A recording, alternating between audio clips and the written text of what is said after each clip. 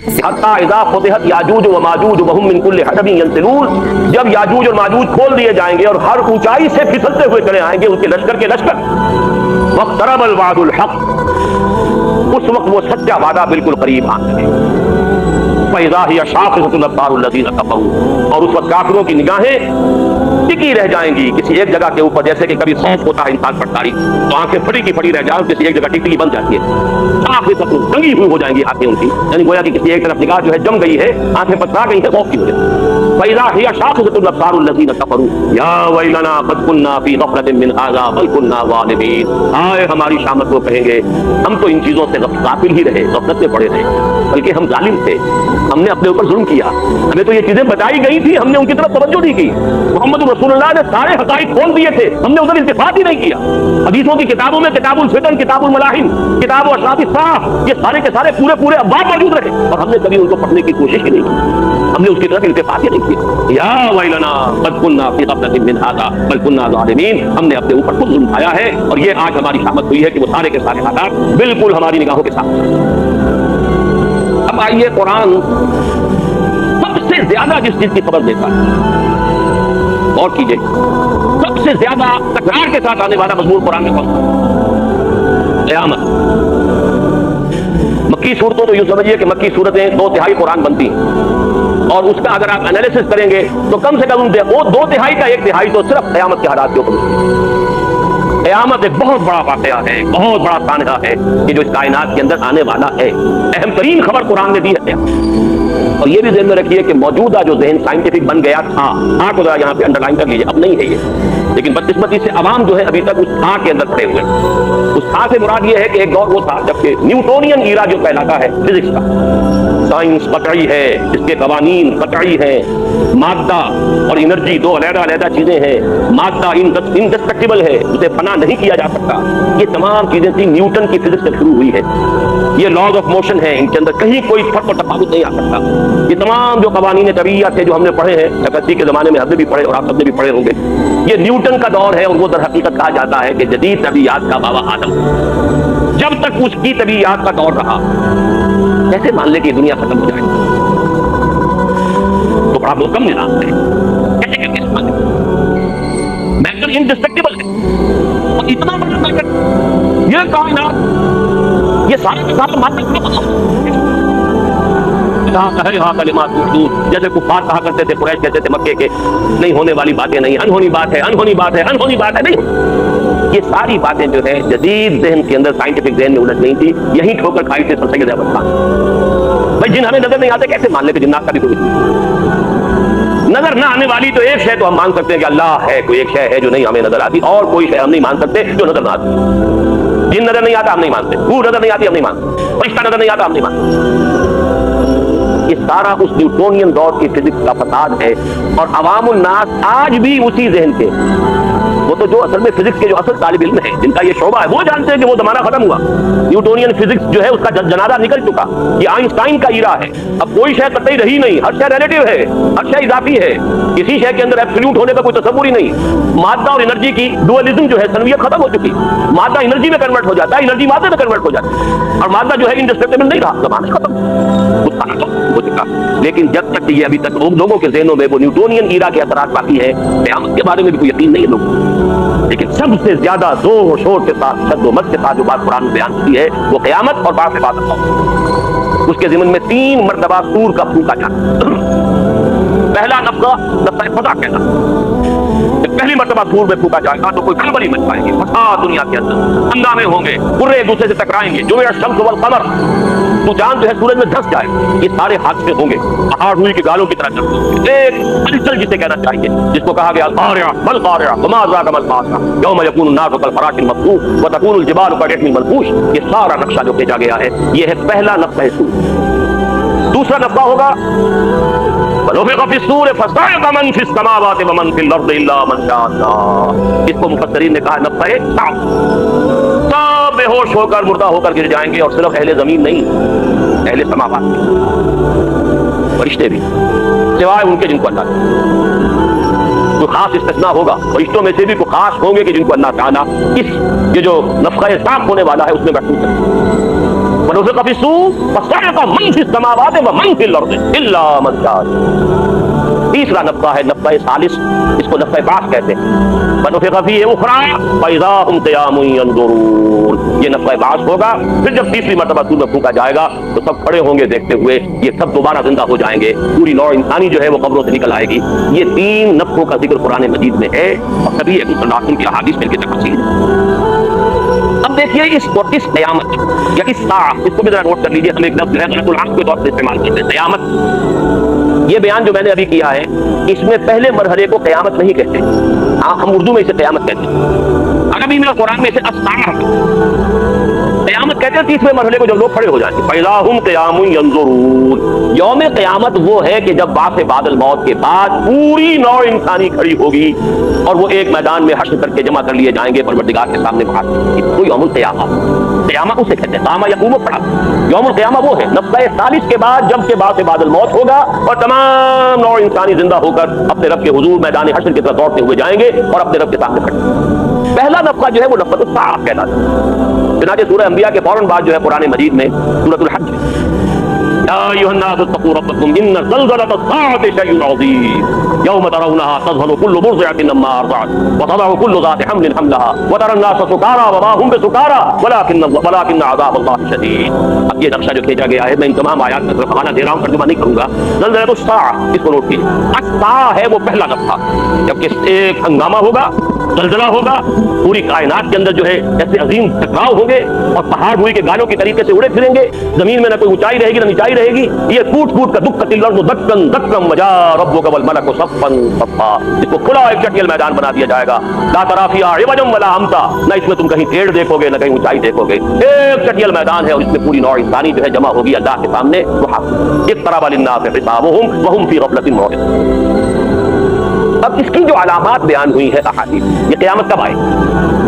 پہلی بات تو نوٹ کر لیجئے کہ جہاں تک اس کے ایگزیکٹ ٹائم کا تعلق ہے، صراحت کے ساتھ صحیح احادیث میں، متفق علیہ احادیث میں حضور صلی اللہ علیہ وسلم نے واضح طور پر بتایا ہے قیامت کب آئے گی، اس کا ایگزیکٹ نالج، اس کا صحیح معین علم سوائے اللہ کے کسی کو نہیں، نہ جبرائیل کو ہے نہ محمد رسول اللہ کو صلی اللہ علیہ وسلم۔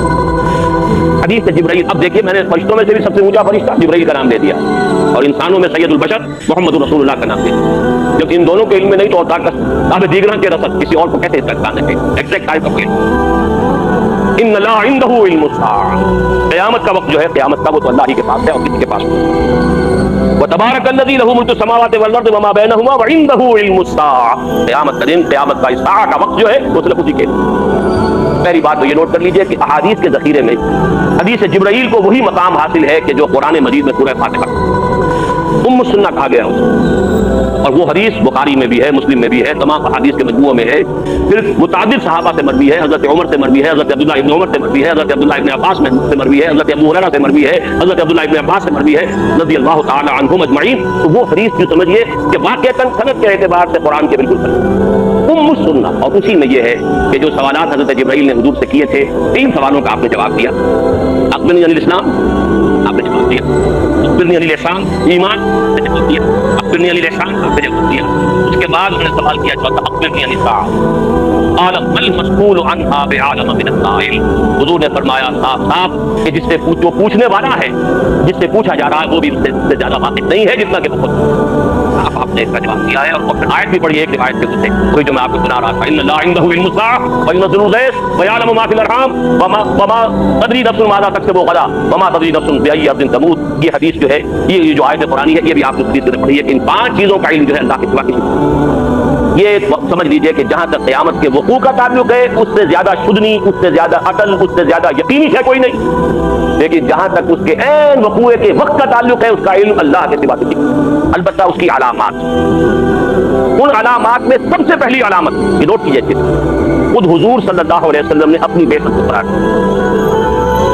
میں 2 حدیثیں آپ کو سنا رہا ہوں، متفق علیہ روایت ہے، بخاری اور مسلم دونوں میں موجود ہے، حضرت انس رضی اللہ تعالیٰ عنہ سے مروی ہے، آپ نے فرمایا بعثت انا والساعۃ کہاتین، میں جو مبعوث کیا گیا ہوں، میں جو رسول بنا کر بھیجا گیا ہوں، میں اور قیامت ایسے ہیں. آپ نے اپنی دو انگلیوں کو جوڑ دیا، یہ سبابہ اشارہ کرنے والی انگلی اور درمیانے کہا جس طرح یہ دونوں جڑی ہوئی ہیں بالکل اسی طرح میری بعثت اور قیامت یہ آپس میں جڑے. اب اس کی ایک تعریف ہے، وہ یہ ہے کہ میرے اور قیامت کے درمیان کوئی اور نبی نہیں. انا آخر المرسلین وانتم آخر الامم. اب میں آخری رسول ہوں اور تم آخری امت. میرے اور قیامت کے درمیان کوئی فصل نہیں ہے. گویا کہ میری نبوت اور میری امت اور قیامت کے مابین اب کوئی اور نبوت اور کوئی اور امت حائل نہیں. لیکن دوسری حدیث میں بات اور واضح ہو جاتی ہے، یہ ترمذی میں ہے، بعثت فی نفس الساعة فسبقتها كما سبقت هذه. دوسری حدیث میں یہ آتا ہے کہ جو ترمذی میں ہے کہ میں تو قیامت ہی میں پیدا کیا گیا، یعنی در حقیقت میری بعثت کے ساتھ عرصہ قیامت کا آغاز ہو گیا. اس سلسلہ واقعات کی پہلی کڑی میں ہوں کہ جس کا کہ آخری جو انجام ہونے والا ہے وہ قیامت. بعثت انا فی نفس الساعة سبقتها كما سبقت هذه. بس میں اس سے پہلے اتنا ہی آگے آؤں جیسے یہ انگلی اس سے آگے بڑھی ہوئی. بس پھر وہی دو انگلیوں کا آپ نے اشارہ کیا، جس طرح یہ انگلی آگے نکلی ہوئی ہے اس سے، بس اسی طرح میں اس سے پہلے آگے آؤں. گویا کہ حضور کی بعثت صلی اللہ علیہ وسلم اور قیامت کے ایک دوسرے کے ساتھ متصل. لیکن میں اس وقت جو آنا چاہتا ہوں قبل قیامت کے واقعات کیا ہے. قبل قیامت جو کچھ ہونے والا ہے جس کی خبر دی ہے محمد رسول اللہ صلی اللہ علیہ وسلم نے، اس میں سے ایک خبر تو وہ ہے جو خوشخبری کے طور پر ہم نے پچھلے 2 سالوں میں بہت عام کی. اسی مسجد میں نے وہ حدیثیں کئی مرتبہ آپ کو سنائی. وہ حدیثیں جن سے معلوم ہوتا ہے کہ قیامت سے پہلے کل روئے ارضی پر اللہ کے دین کا غلبہ، پورا عالم انسانیت خلافت علی منہاج النبوت کے سائے تلے آتی. یہ قطعی ہے، یقینی ہے، اس میں کسی شک و شبے کی نہیں. حدیث آپ کو صرف تیزی کے ساتھ یاد کریں. حضرت نعمان بن بشیر کی حدیث رضی اللہ تعالیٰ مسند احمد بن حنبل میں ہے. حضور نے اپنے زمانے سے لے کر قیامت تک 5 ادوار کا ذکر اور نبوت تکون النبوت فیکم ما شاء اللہ ان تکون ثم یرفع اللہ اذا شاء یرفعها. نبوت تمہارے مابین برقرار رہے گی جب تک اللہ چاہے گا، یعنی میں رہوں گا تمہارے مابین جب تک اللہ چاہے گا. پھر اللہ جب چاہے گا اسے اٹھا لے گا، یعنی میرا انتقال. ثم تکون خلافت علی منہاج النبوۃ. پھر ایک دور ہوگا خلافت کا جو عین نبوت کے نقش قدم پر ہوگی، خلافت راشدہ. وہی نظام بعین ہی، سرے منہ فرق نہیں ہوگا، بال برابر نہیں ہوگا، علی منہاج النبوۃ، نبوت ہی کے نقش قدم. یہ بھی رہے گا جب تک اللہ چاہے گا، جب اللہ چاہے گا. ثم تکون ملکا عظیما. پھر ایک ملوکیت کا دور آئے گا، اور کٹکھنی ملوکیت، ظالم ملوکیت. مسلمانوں میں بادشاہ پیدا ہو جائے، تو یاشیاں بھی کریں، اچھے بھی ہوں گے، برے بھی، ظالم بھی. مسلمانوں کے حقوق غصب کرے، مسلمانوں کے بیت المال کو اپنی جاگیر بنا کر اپنی عیاشیوں کا ذریعہ. یہ ملکن عظیما. اس کے بعد فرمایا یہ دور بھی ختم ہو جائے گا. پھر چوتھا آئے گا ثم تکون ملکن جبریت. پھر ملوکیت ہوگی غلامی کے ساتھ. پہلے بادشاہ تھے، مسلمان تو تھے، بابر تھا، اکبر تھا، کوئی بھی تھا، مسلمان تو تھے، برے بھی تھے، اچھے بھی تھے، مسلمان تو تھے. اس کے بعد تم تاج برطانیہ کے غلام ہو گئے، یا کہیں فرانسیسیوں کے غلام ہو گئے، کہیں اٹالیوں کے غلام ہو گئے. ثم تکون ملکا جبریا تکون ما شاء اللہ وتکون. یہ بھی رہے گا جب تک اللہ چاہے گا، پھر یہ بھی ختم ہو جائے گا. پھر آخری دور فرمایا ثم تکون خلافت علی منہاج النبوۃ. پھر نبوت کے نقش قدم پر خلافت کا نظام. یہ 5واں دور آ کر ابھی چوتھے دور کے ہم درمیان میں پہنچے. کئی مرتبہ میں واضح کر چکا ہوں، زیادہ وقت نہیں کرنا چاہتا. براہ راست حکومت ہماری ختم ہو چکی ہے. کولونیل رول جو ہے اس نے اپنا بستر لپیٹ لیا ہے. فوجیں چلی گئی ہیں برطانوی اور بلندیزی، لیکن ان کا سارا کنٹرول ابھی باقی ہے. بلکہ حال ہی میں جو میں نے تقریر کی ہے لاہور میں، اس میں تو وہ غالب کا وہ مصرع میری زبان پر آیا کہ دم لیا تھا نہ قیامت نے ہنوز، پھر تیرا وقت سفر یاد آیا. ابھی وہ کولونیل رول پوری طرح ختم نہیں ہوا تھا کہ نیو ورلڈ آرڈر، اب یہ دوسری ایک طوفانی لہر جو آ رہی ہے پورے عالم اسلام کے اوپر، اور ہم تقریباً اس کی گرفت میں جا چکے. اپنے لیے تقریباً کہہ رہا ہوں، عالم عرب تو جا چکا، ختم پورا عالم عرب. دیکھ کر ایک وہ سوڈان باقی ہے کہ وہ ایک جس کو پاگل آج کی دنیا میں بنا دیا گیا ہے، یہ سمجھا جاتا ہے وہ لیبیا ہے. کوئی اہمیت نہیں، کوئی حیثیت نہیں. عالم عرب یہود کے سامنے سر نگو، چاہے حسن ہو چاہے حسین. اتنی بڑی بدقسمتی ہے. یہ 2 نام حسنین رضی اللہ تعالی عنہما، چاہے حسن چاہے حسین، اور دونوں کو دونوں اسرائیلیوں کے سامنے سر. بہرحال عالم عرب گیا، یہ دوسرا جو بندہ آ رہا ہے. لیکن جو خبر ہے اچھی وہ یہ ہے، خوشخبری یہ ہے کہ بہرحال یہ دور رہے گا. ثم تکون خلافت پھر نبوت کے نقش قدم پر. 2 حدیثیں ہم نے آپ کی ہیں. ایک مسلم شریف کی روایت ہے حضرت ثوبان سے رضی اللہ تعالی عنہ کہ اب کے لیے خلافت آئے گی، پورے کرۂ ارض پر آئے گا. حضرت ثوبان فرماتے ہیں کہ حضور نے ارشاد فرمایا ان اللہ ضوى لي الارض، اللہ نے میرے لیے پوری زمین کو لپیٹ دی. ورائے تو مشارے کہا وہ مغارے کہا، تو میں نے اس کے سارے مشرق بھی دیکھ لیے، سارے مغرب بھی دیکھ لیے۔ فإن أمتي سيبلغ ملكها ما طويل منها، اور میری امت کی حکومت ان تمام علاقوں پہ قائم ہو کر رہے گی جو مجھے ہے کسی شک و شبہ کی گنجائش۔ یہ پیشین گوئی نہیں تو کیا ہے؟ یہ نبوت ہے، یہ خوشخبریاں ہیں، یہ خبریں ہیں، یہ آنے والے دور کی خبریں ہیں جو محمد رسول اللہ دے رہے ہیں، اور ان کی یہ خبریں کسی تخمینے پر نہیں ہیں۔ اقبال نے تو خیر بات کا استعمال کیا تھا، کلندر ہرچے گویت دیدہ گویت۔ میں کہتا ہوں یہاں صحیح ترین لفظ جو یہاں پر اپلائی ہوتا ہے صحیح معنی میں، وہ پیمبر ہرچے گویت دیدہ گویت، پیغمبر جو کچھ کہتا ہے دیکھا ہوا ہے۔ یہاں تمارونہ علی ما یری ولقد راہ نزلۃ اخری عند سدرۃ المنتہی، کیا تم اس سے جھگڑ رہے ہو اس چیز کے بارے میں جو اس نے دیکھی ہے؟ وہ جو کچھ تمہیں بتا رہا ہے اپنی آنکھوں کی دیکھی ہوئی حقیقت بتا رہا ہے، تم جھگڑ رہے ہو۔ تمہارے سامنے تو غیب کا پردہ ہے، اس کے سامنے تو وہ پردہ نہیں، سامنے وہ حقائق سے دکھا ہے۔ اما تمارونہ علی ما یری ولقد راہ نزلۃ اخری عند سدرۃ المنتہی۔ یہ اور تیسری حدیث حضرت مقداد بن الاسود، اس روئے عرضی پر نہ کوئی اینٹ اور گارے کا بنا ہوا گھر رہے گا، نہ کوئی خیمہ رہے گا جس میں اللہ کلمہ اسلام کو داخل کرے، عز عزیز وذل ذلیل، یا تو گھر والا اور خیمے والا اسلام قبول کرے گا، اس کے گھر میں اسلام داخل ہوگا، اس کو بھی اعزاز عطا کرے گا۔ للہ العزت ولرسولہ وللمؤمنین ولکن المنافقین لا یفقہون، یا قبول نہیں کرے گا اسلام تو چھوٹے ہو کر رہنا پڑے گا، جزیہ دینا پڑے گا، گویا کہ اس کے گھر میں بھی اسلام تو آ گیا، کیونکہ ملک میں جب لا آف دی لینڈ جو ہے وہ اللہ کا ہو گیا تو وہ گھرونہ اس کا اسی ملک میں ہے نا، اسلام کے تابع تو وہ گھر بھی ہو گیا، لیکن وہ بد نصیب اسلام کے اعزاز سے محروم، عز عزیز وذل ذلیل۔ یہ تو یوں سمجھیے کہ خبریں ہیں کہ جو ہو کر رہنی ہے قیامت سے پہلے، لیکن اس کے اور قیامت کے درمیان ایک اور دور ہے، اور وہ عام طور پر بیان میں نہیں آتا۔ میری اس کتاب میں بھی اس کا پہلے بڑا اجمالی سا تذکرہ کیا ہے، اور بہت سے لوگوں کو بڑا تعجب ہوا۔ یہ جو دور ہوگا پوری دنیا پر اسلام کے غلبے کا، یہ قیامت تک نہیں رہے گا۔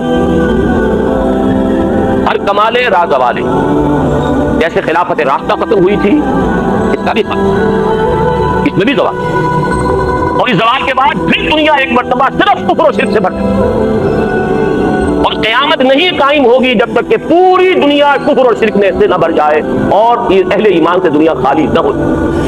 یہ پہلو بہت کم بیان میں آتا ہے، میں آپ کو کئی احادیث کے حوالے سے آج وہ پہلو بھی بیان کر رہا ہوں۔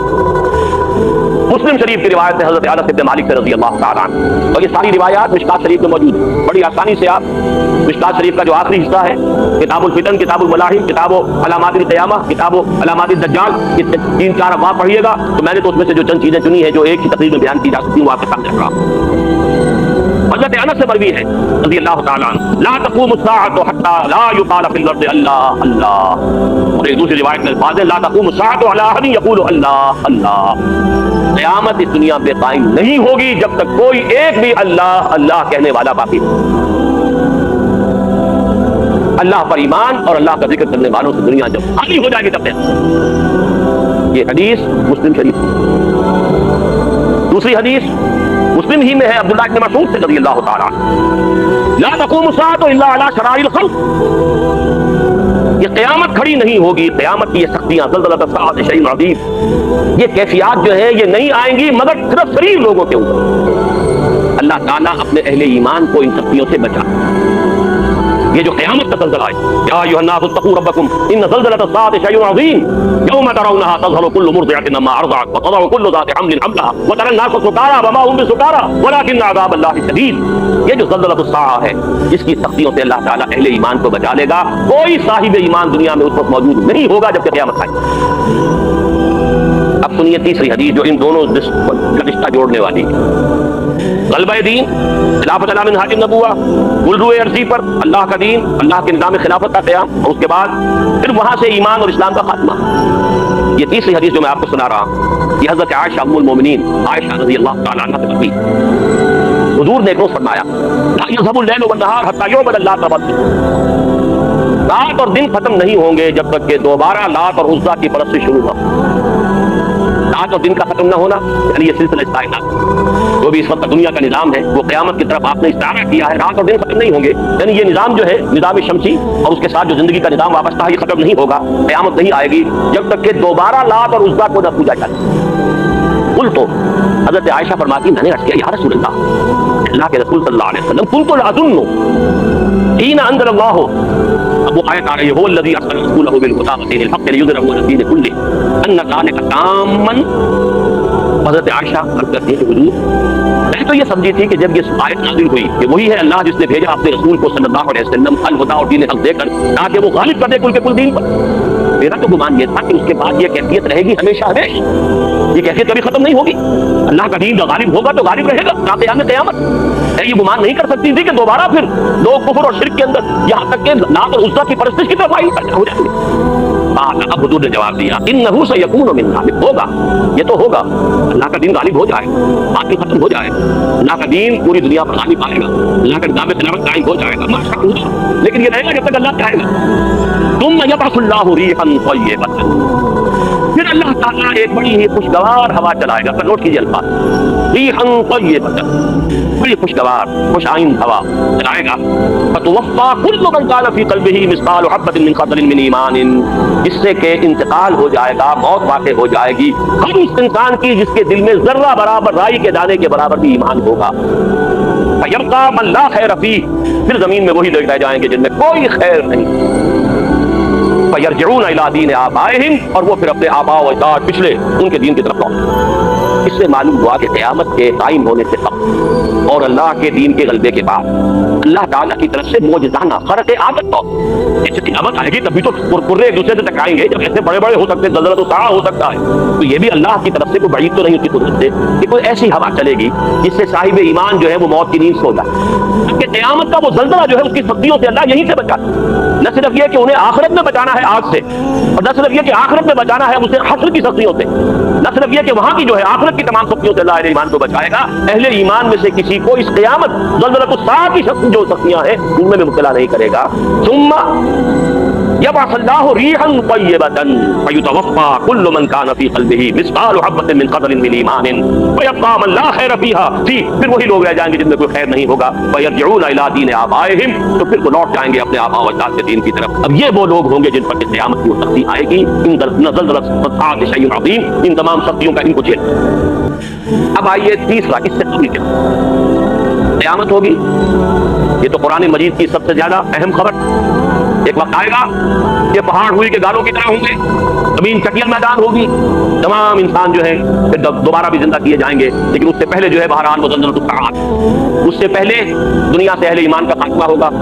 ہم ٹائم ٹیبل کوئی نہیں دے سکتے، یہ بھی پتہ نہیں کتنے سال لگیں گے کہ ایک کام میں دوسرے میں، جس طرح نفخہ اولا، نفخہ ثانیہ، نفخہ ثالثہ، 3 مرتبہ جو سور پھونکا جائے گا، ہمیں کچھ معلوم نہیں کہ ان کے درمیان وقفہ کتنا ہوگا، 100 سال ہوں گے، 200 سال ہوں گے، 10 سال ہوں گے، 20 سال ہوں گے، جو چیز ہمیں بتائی گئی ہے وہی تک ہمیں معلوم ہے۔ سبحانک لا علم لنا الا ما علمتنا، اور اللہ نے ہمیں سکھایا یا قرآن میں بتایا یا محمد رسول اللہ کے ذریعے سے بتایا، ہمارے نزدیک دونوں ایک ہیں، ان دونوں میں کوئی فرق نہیں۔ ہاں، ہم صرف حدیث کے ضمن میں یہ دیکھیں گے کہ حدیث صحیح ہو، اس کی روایت جو ہے وہ قابل اعتماد ہو، اس کے اندر جو ہے جھول نہ ہو، اس حد تک تو دیکھیں گے۔ باقی یہ کہ جو بات ثابت ہو جائے گی محمد رسول اللہ صلی اللہ علیہ وسلم سے اس کی ہم تصدیق۔ تو قیامت آئے گی، قیامت سے پہلے ایک وقت آئے گا جبکہ دنیا میں کوئی صاحب ایمان نہیں، اس سے پہلے ایک وقت آئے گا جبکہ پوری دنیا پر اللہ کے دین کا غلبہ ہو۔ اس سے پہلے کیا ہوگا؟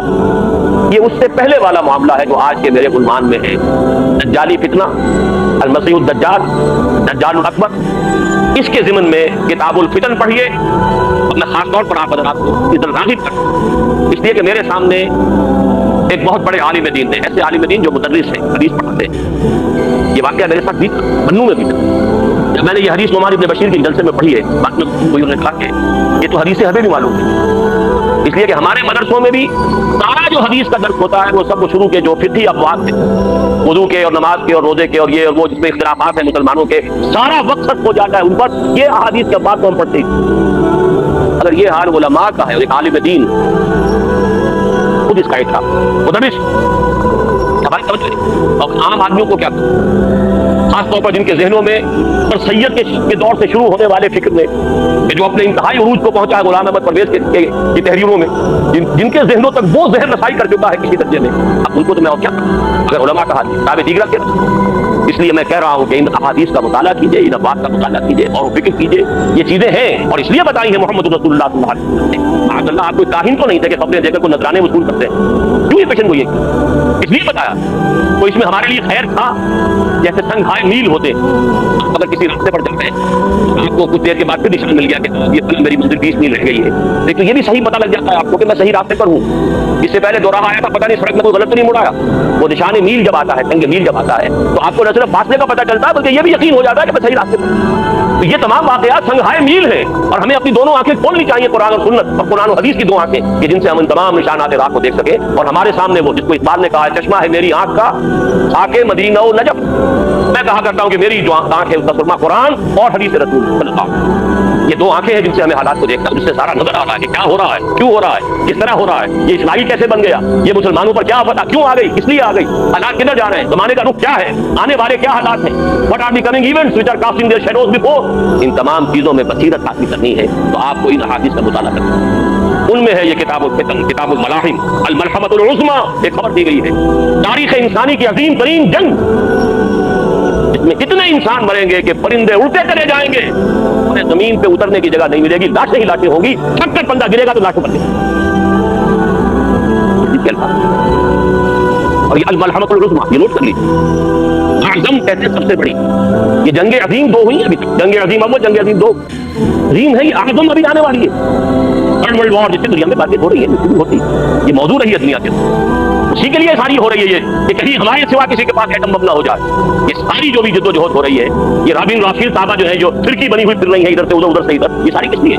किसी मुसलमान मुल्क के पास जो एटमिक ताकत नहीं हुई, हालांकि इनके पास एटमिक ताकतों के स्टॉक पाइप है, एक आध दो चार बम हमको बना भी लेंगे तो इससे कौन से थे, लेकिन don't want to take any risk. Gulf की वॉर में आपने देखा होगा किसी एक अमरीकी को मरने नहीं देना है। चंद अमरीकी मर गए थे तो सुपर पावर, दुनिया की सुप्रीम पावर जो है, वो उठाकर अपना सारा बोरिया बिस्तर लपेट कर चली गई थी सोमालिया से, इसलिए कि अमरीकी की जान जो है बहुत कीमती। लिहाजा अगर कहीं एटम बम किसी मुसलमान के पास हुआ, हमारे पास 1000 एटम बम हो, हम उन्हें नसीहत किया कर दें, लेकिन उनका एक एटम बम भी होगा तो हमारे भी तो कोई नुकसान हो जाएगा, वो नहीं हमने होने दें। यही वजह है कि इराक की जंग में उन्होंने दो जंग की नौबत ही नहीं आने दी। वो हवाई जहाज और वो उनके जो जराए थे, पैट्रियोटिक मिसाइल निकाल के ले आए, जो स्कड मिसाइल जो है वो तो उसका जीरो हो गया, बहुत बड़ा जर्रा था स्कड मिसाइल का, स्कड मिसाइल के ऊपर जर्रा था सद्दाम हुसैन को कि मैं तबाही मचा दूंगा। अभी तक उससे पहले पैट्रियोटिक मिसाइल उन्होंने रूनमाई नहीं की थी, उसकी एन वक्त के ऊपर लाई, जीरो, स्कड मिसाइल जीरो। इस हवाले से उनके जो हथियार हैं किस किस तरह के हैं, किस किस तरीके से, वो तो इंश्योर करना चाहते हैं हमारा कोई हाथ नहीं, बाकी सारी दुनिया हमारे तले आ जाए, लेकिन ये नहीं कि हम अपने किसी जान का नुकसान करें, इसके लिए ये सारी बात। तो जान लीजिए अल मलहमतुल उज़्मा, ये तारीख की अजीम तरीन जंग जिसकी खबर दी है मुहम्मद रसूलुल्लाह सल्लल्लाहु अलैहि वसल्लम। फिर मेहदी में एक फतूर रूनमा होगा, ये मेरा गुमान है, जहां अपना गुमान है वो अलग बात, मेरा गुमान है कि शाह फहद के इंतकाल के फौरन बाद इसका सिलसिला शुरू होता है। अभी तक ये सऊदी डायनेस्टी इसलिए कायम है कि इनके यहाँ एक रिवायत बड़ी पुख्ता, और वो रिवायत ये है कि जैसे ही एक बादशाह फौत होता है, जो वली अहद पहले से मुअय्यन था वही लाज़िमन खुद बादशाह बन जाता है, और अगले वली अहद और दूसरे वली अहद इनका फैसला उसी वक्त होता है, ताकि फिर कोई झगड़ा ना हो, अब इस बादशाह के इंतकाल में कोई झगड़ा ना हो। और ये होता है, अब्दुल अजीज का इंतकाल हुआ, शाह दाऊद आ गए, शाह दाऊद का इंतकाल हुआ, शाह फैसल आ गए, शाह फैसल का इंतकाल हुआ या शहीद किए गए, शाह खालिद आ गए, शाह खालिद के बाद ये आ गए, कोई इख्तिलाफ नहीं हुआ। अब इख्तिलाफ की जड़ अमरीका डाल रहा है, अब जो वली अहद है अब्दुल्ला, वो अमरीका को पसंद नहीं, अमरीका की पसंद आएगी, वहां खड़े रहेगी, लेकिन ये रिवायत टूटी और टू रेजी खाई और सऊदी अरब, और उसी में वो सारा किताब हदीस में तफसील से पढ़ लीजिए कि फिर अल्लाह ताला किसी एक मुसलमान साहिब ईमान को अल्लाह ताला उठाएगा, वो फिर क़यादत करेगा अरबों की, और फिर उनके साथ जो है वो जंगों का सिलसिला शुरू होगा। तो ये मेहदी की शख्सियत, एक मेहदी का तस्वुर वो है जो शियों के यहाँ, वो तो ये है कि उनके बाद में इमाम गायब है, 1200 बरस से वो गायब है, और वो फिर कभी जाहिर हो जाएंगे, हमारा तस्वुर वो नहीं। लेकिन अच्छी तरह जान लीजिए, जैसे हजरत मसीह, हमारे और ईसाइयों का इख्तिलाफ किस बात, ईसाई कहते हैं कि हजरत मसीह जमीन आसमान पर जिंदा गए हैं, हम भी मानते हैं कि नहीं, ईसाई कहते हैं कि हजरत मसीह दोबारा आएंगे, हम भी मानते हैं कि नहीं, इख्तिलाफ क्या है? इख्तिलाफ सिर्फ ये है, उनका अकीदा ये है कि हजरत मसीह सलीब दिए गए, सलीब पर मौत हो गए, फिर बासे बादल मौत हो चुका, उसके बाद दोबारा उठे हैं गए हैं, और अब उन पर कभी मौत तारी नहीं हो। हमारा अकीदा यह कि नहीं, हजरत मसीह सूली नहीं दिए गए, उनकी जगह कोई और शख्स सूली चढ़ गया है, वलाकिन शुब्बिहा लहुम, और वो जिंदा उसी तरह आसमान पर उठा लिए गए हैं, वो आएंगे, फिर उन पर मौत वाक़ई हो, वो शादी भी करेंगे, उनकी औलाद भी होगी, वो दुनिया में रहेंगे, और फिर हुजूर ने खबर दी है कि वो मेरे ही हुजरे में, हुजरे आयशा में दफन हो गए, और यहाँ से मैं और वो दोनों अबू बकर और उमर के दरमियान उठेंगे क़यामत में, बासे बादल मौत में, एक तरफ हमारे अबू बकर होगा, एक तरफ उमर होगा, और हम दोनों, मैं और मसीह दोनों उसी जगह पे होंगे। ये हमारा अकीदा है हजरत मसीह के बारे में। तो कुछ चीजें मुश्तरक है, कुछ चीजों में फर्क। मुश्तरक को भी जान लीजिए कि वो भी मानते हैं कि हजरत मसीह आसमान पर था, हम भी मानते हैं, वो भी मानते हैं कि हजरत मसीह दोबारा दुनिया में आएंगे, सेकंड कमिंग ऑफ जीसस, اور جو کٹر مذہبی عیسائی ہیں وہ شدت سے انتظار کر رہے ہیں، Jesus is coming, Jesus is coming. آپ کو یہ سٹیکرز ملیں گے کاروں کے اوپر، بمپر کے اوپر، کاروں کی شیلڈ کے اوپر، جیسس از کمنگ. رکنے کا وقت آ گیا، آیا چاہتا رکنے والا. حضرت مسیح علیہ السلام کے نزول کے بارے میں ہم اور عیسائی متفق، رفع سماوی کے بارے میں ہم اور عیسائی متفق. اختلاف صرف یہ ہے کہ ان کے نزدیک حضرت مسیح سولی پائے اور ہوئے، پھر زندہ ہوئے، اور اب ان پر پھر دوبارہ کوئی موت نہیں آئی.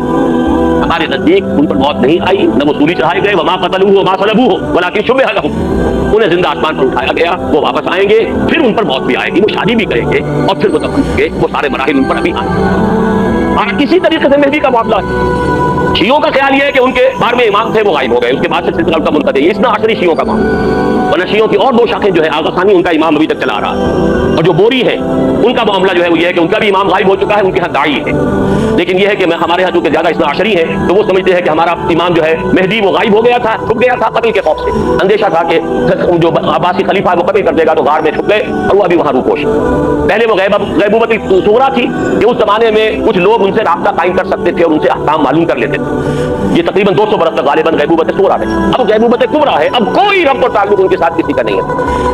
وہ ہے لیکن غار کے اندر موجود ہے اور وہ ظاہر ہوں گے. یہ ان کا عقیدہ ہمارا نہیں. لیکن ہم سمجھتے ہیں کہ جب یہ دور آخری آئے گا، فتنوں کا زمانہ آئے گا اور مسلمانوں کے اوپر جو ہے اللہ تعالیٰ کی طرف سے سختیاں آئیں گی، عذاب آئیں گے، ان میں سے اللہ تعالیٰ مسلمان عربوں کی مدد کے لیے، ان کی قیادت کے لیے ایک شخص کو اٹھائے گا. ہوگا حضرت فاطمہ ہی کی نسل میں سے، حضرت حسن کی اولاد میں سے حسنی سید ہوگا وہیں پر مدینے کے اندر ہوگا، اور وہاں سے وہ نکل کر بھاگے گا.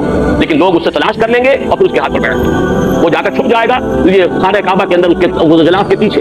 لیکن یہ کہ وہاں سے مسلمان جو ہے پورے تلاش کر کے ان کے ہاتھ پر کریں گے. پھر اسلامی جہاد کا آخری دور کے جہاد کا آغاز، یہ حضرت مہدی کا. اسی طریقے سے دجال کا معاملہ، اور پھر یہ ہے کہ اسی طرح نزول مسیح کا معاملہ، یاجوج و ماجوج کا معاملہ ہے. یہ ساری وہ خبریں ہیں جو اس دور سے متعلق ہیں جو خلافت علی منہاج النبوہ کے عالمی غلبے اور دین حق کے عالمی غلبے سے قبل ہونے والے ہیں. یعنی یوں سمجھیے ہم اپنی طرف سے چلیں گے تو اب تو پہلا دور یہ کھڑا ہے ہمارے ساتھ. میں تو چونکہ ریورس آرڈر میں چلا ہوں کہ سب سے پہلے یقینی شے قیامت سے پہلے ایک وہ وقت جب کہ تمام اہل ایمان کو اللہ تعالیٰ موت کی نیند سلا دے گا اور دنیا میں سوائے اشرار کے، کفار کے، مشرکین کے کوئی نہیں. اس سے پہلے ایک دور جب کہ پورے ارضی پر اللہ کا دین غالب ہوگا، خلافت علی منہاج النبوہ کل عالم انسانیت کے اوپر ذوقن ہو جائے گا. اس سے پہلے کا دور ہے جو آج ہمارے سامنے ہے، یہ دور فتن ہے. اور اس میں ضرورت ہے کہ سرما ہے میری آنکھ کا خاک مدینہ و نجف، آپ سرما بنائیے قرآن مجید کو اور احادیث نبویہ کو علی صاحب الصلاۃ والسلام، اور اس کے حوالے سے سمجھیے کہ آپ کدھر جا رہے ہیں، دنیا کدھر جا رہی ہے. اس دور کا جو سب سے بڑا فتنہ ہے اس کو اب نوٹ کیجیے، کیونکہ میں آج مہدی کے بارے میں یا یاجوج ماجوج کے بارے میں یا حضرت مسیح کے نزول کے بارے میں کچھ نہیں کروں. بقیہ وقت جو میرے پاس اب ہے وہ مجھے سرد کرنا ہے صرف دجال کی وجہ. ان تمام ادوار میں دور الفتن، دور الملاحم، الملحمۃ العظمیٰ، ظہور مہدی، نزول عیسیٰ، یاجوج ماجوج، ان سب میں اس پورے عرصے میں عظیم ترین فتنہ جو ہے اس کا نام قرآن کی زبان میں دجال، حدیث کی زبان میں دجال. چنانچہ پہلے تو حدیث سنیے، صحیح مسلم کی روایت ہے، عن عمران بن حسین رضی اللہ تعالی عنہ قال سمعت رسول اللہ صلی اللہ علیہ وسلم یقول ما بین خلق آدم الى قیام القیامت الى قیام الساعۃ امر اکبر من الدجال. رواہ مسلم. حضرت عمران بن حسین فرماتے ہیں رضی اللہ تعالی عنہ کہ حضور کو میں نے خود سنا یہ فرماتے ہیں.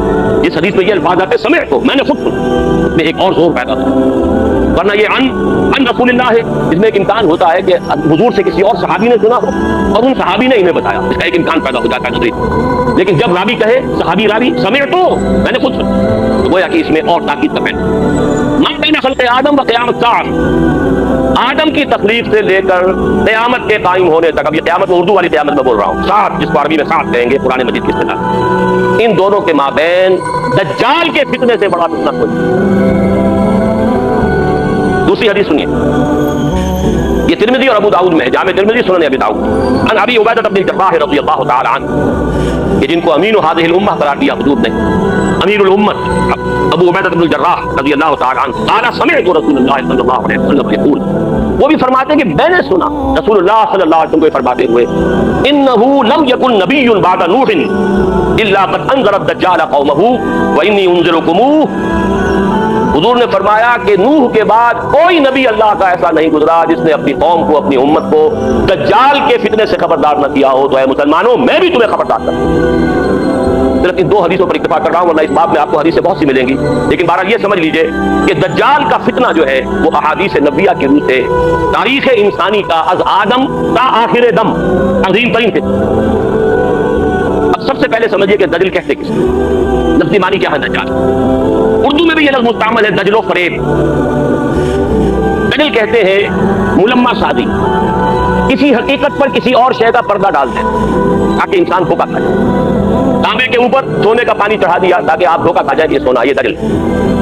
اصل حقیقت کو چھپانے کے لیے کوئی فیبریکیشن، کوئی جھوٹ، کوئی افتراء، کوئی غلط بات اس کے اوپر ڈال دینا، اس کا پردہ، یہ دجل۔ اب دیکھیے سب سے پہلے تو یہ لفظ آتا ہے حدیث میں جھوٹے نبیوں کے لیے۔ یہ حدیث سن لیجئے، یہ بھی جامع ترمذی اور سنن ابی داؤد کی روایت ہے۔ وَأَنَّهُ سَيَكُونُ مِنْ أُمَّتِي كَذَّابُونَ ثَلَاثُونَ كُلُّهُمْ يَزْعُمُ أَنَّهُ نَبِيُّ اللَّهِ وَأَنَا خَاتِمُ النَّبِيِّينَ لَا نَبِيَّ بَعْدِي وَلَا تَزَالُ طَائِفَةٌ مِنْ أُمَّتِي عَلَى الْحَقِّ ظَاهِرِينَ لَا يَضُرُّهُم مَّنْ خَالَفَهُمْ حَتَّى يَأْتِيَ أَمْرُ اللَّهِ۔ یہ حدیث طویل ہے، میں نے چھوٹا سا ٹکڑا اس میں سے لیا ہے، لیکن اس میں ایک طرف تو نوٹ کیجئے کہ خبر دی حضور نے کہ میری امت میں سے 30 کذاب دجال کھڑے ہوں گے جو نبوت کا دعویٰ کریں۔ 5-6 تو حضور کے زمانے میں آ گئے متصلاً، وہ مسلمہ اور نہ معلوم کون کون، ایک عورت بھی، وہ تو وہاں سے جو شروع ہوا سلسلہ، تو قریب ترین ہماری سرزمین کے اندر جہاں سے میں نے آج گفتگو شروع کی تھی، قادیانیت کا فتنہ، اس کی شدت کا اندازہ کیجئے کہ ابھی تک وہ پھیل رہا ہے، اس کے کہیں سمٹنے کا امکان نہیں۔ اس لیے کہ دیکھیے کوئی بات ہے جو کئی دیگر نے کہی تھی کہ میں چوٹ بھی کھاتا جاتا ہوں اور قاتل سے بھی کہتا جاتا ہوں، توہین ہے دستوں بازو کی وہ وار کے جو بھرپور نہیں۔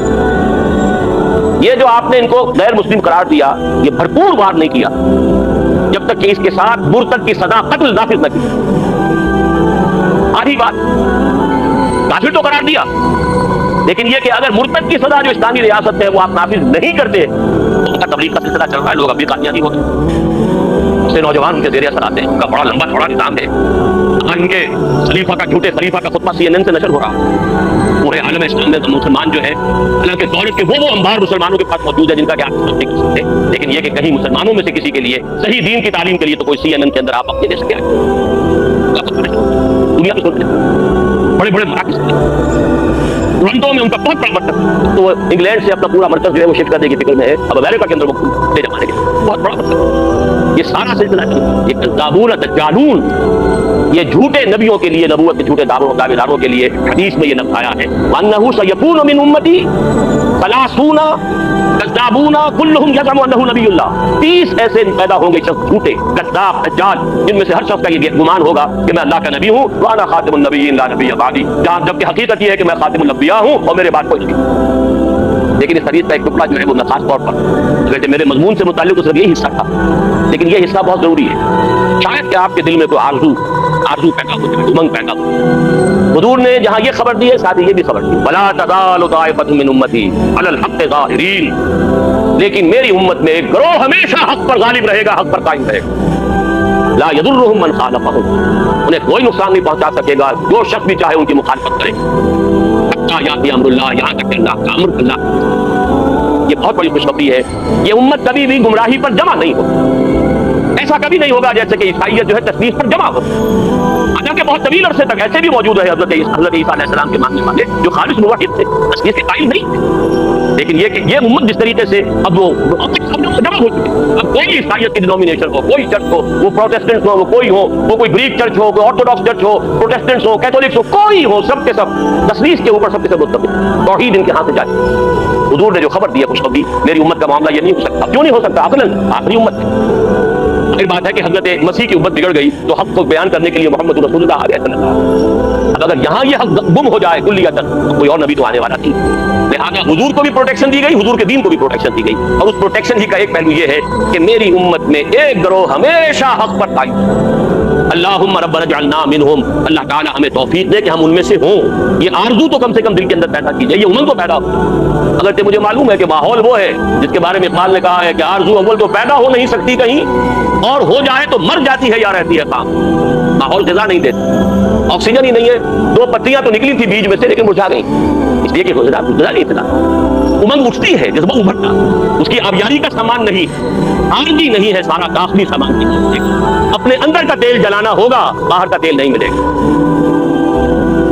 اقبال نے یہی بات کہی ایک شعر کے اندر، کر اپنی رات کو داغے جگر سے نورا، اگر اپنی رات کو داغے جگر سے نورانا، اپنے اندر تیل جلاؤ، اپنے جگر کا تیل جلاؤ، اس سے روشنی حاصل کرو گے، ماحول سے تمہیں روشنی رہے گی۔ اپنی اس آرزو کو فرمان چڑھاؤ، لیکن اپنے اندرونی جذبے کے ساتھ استقامت۔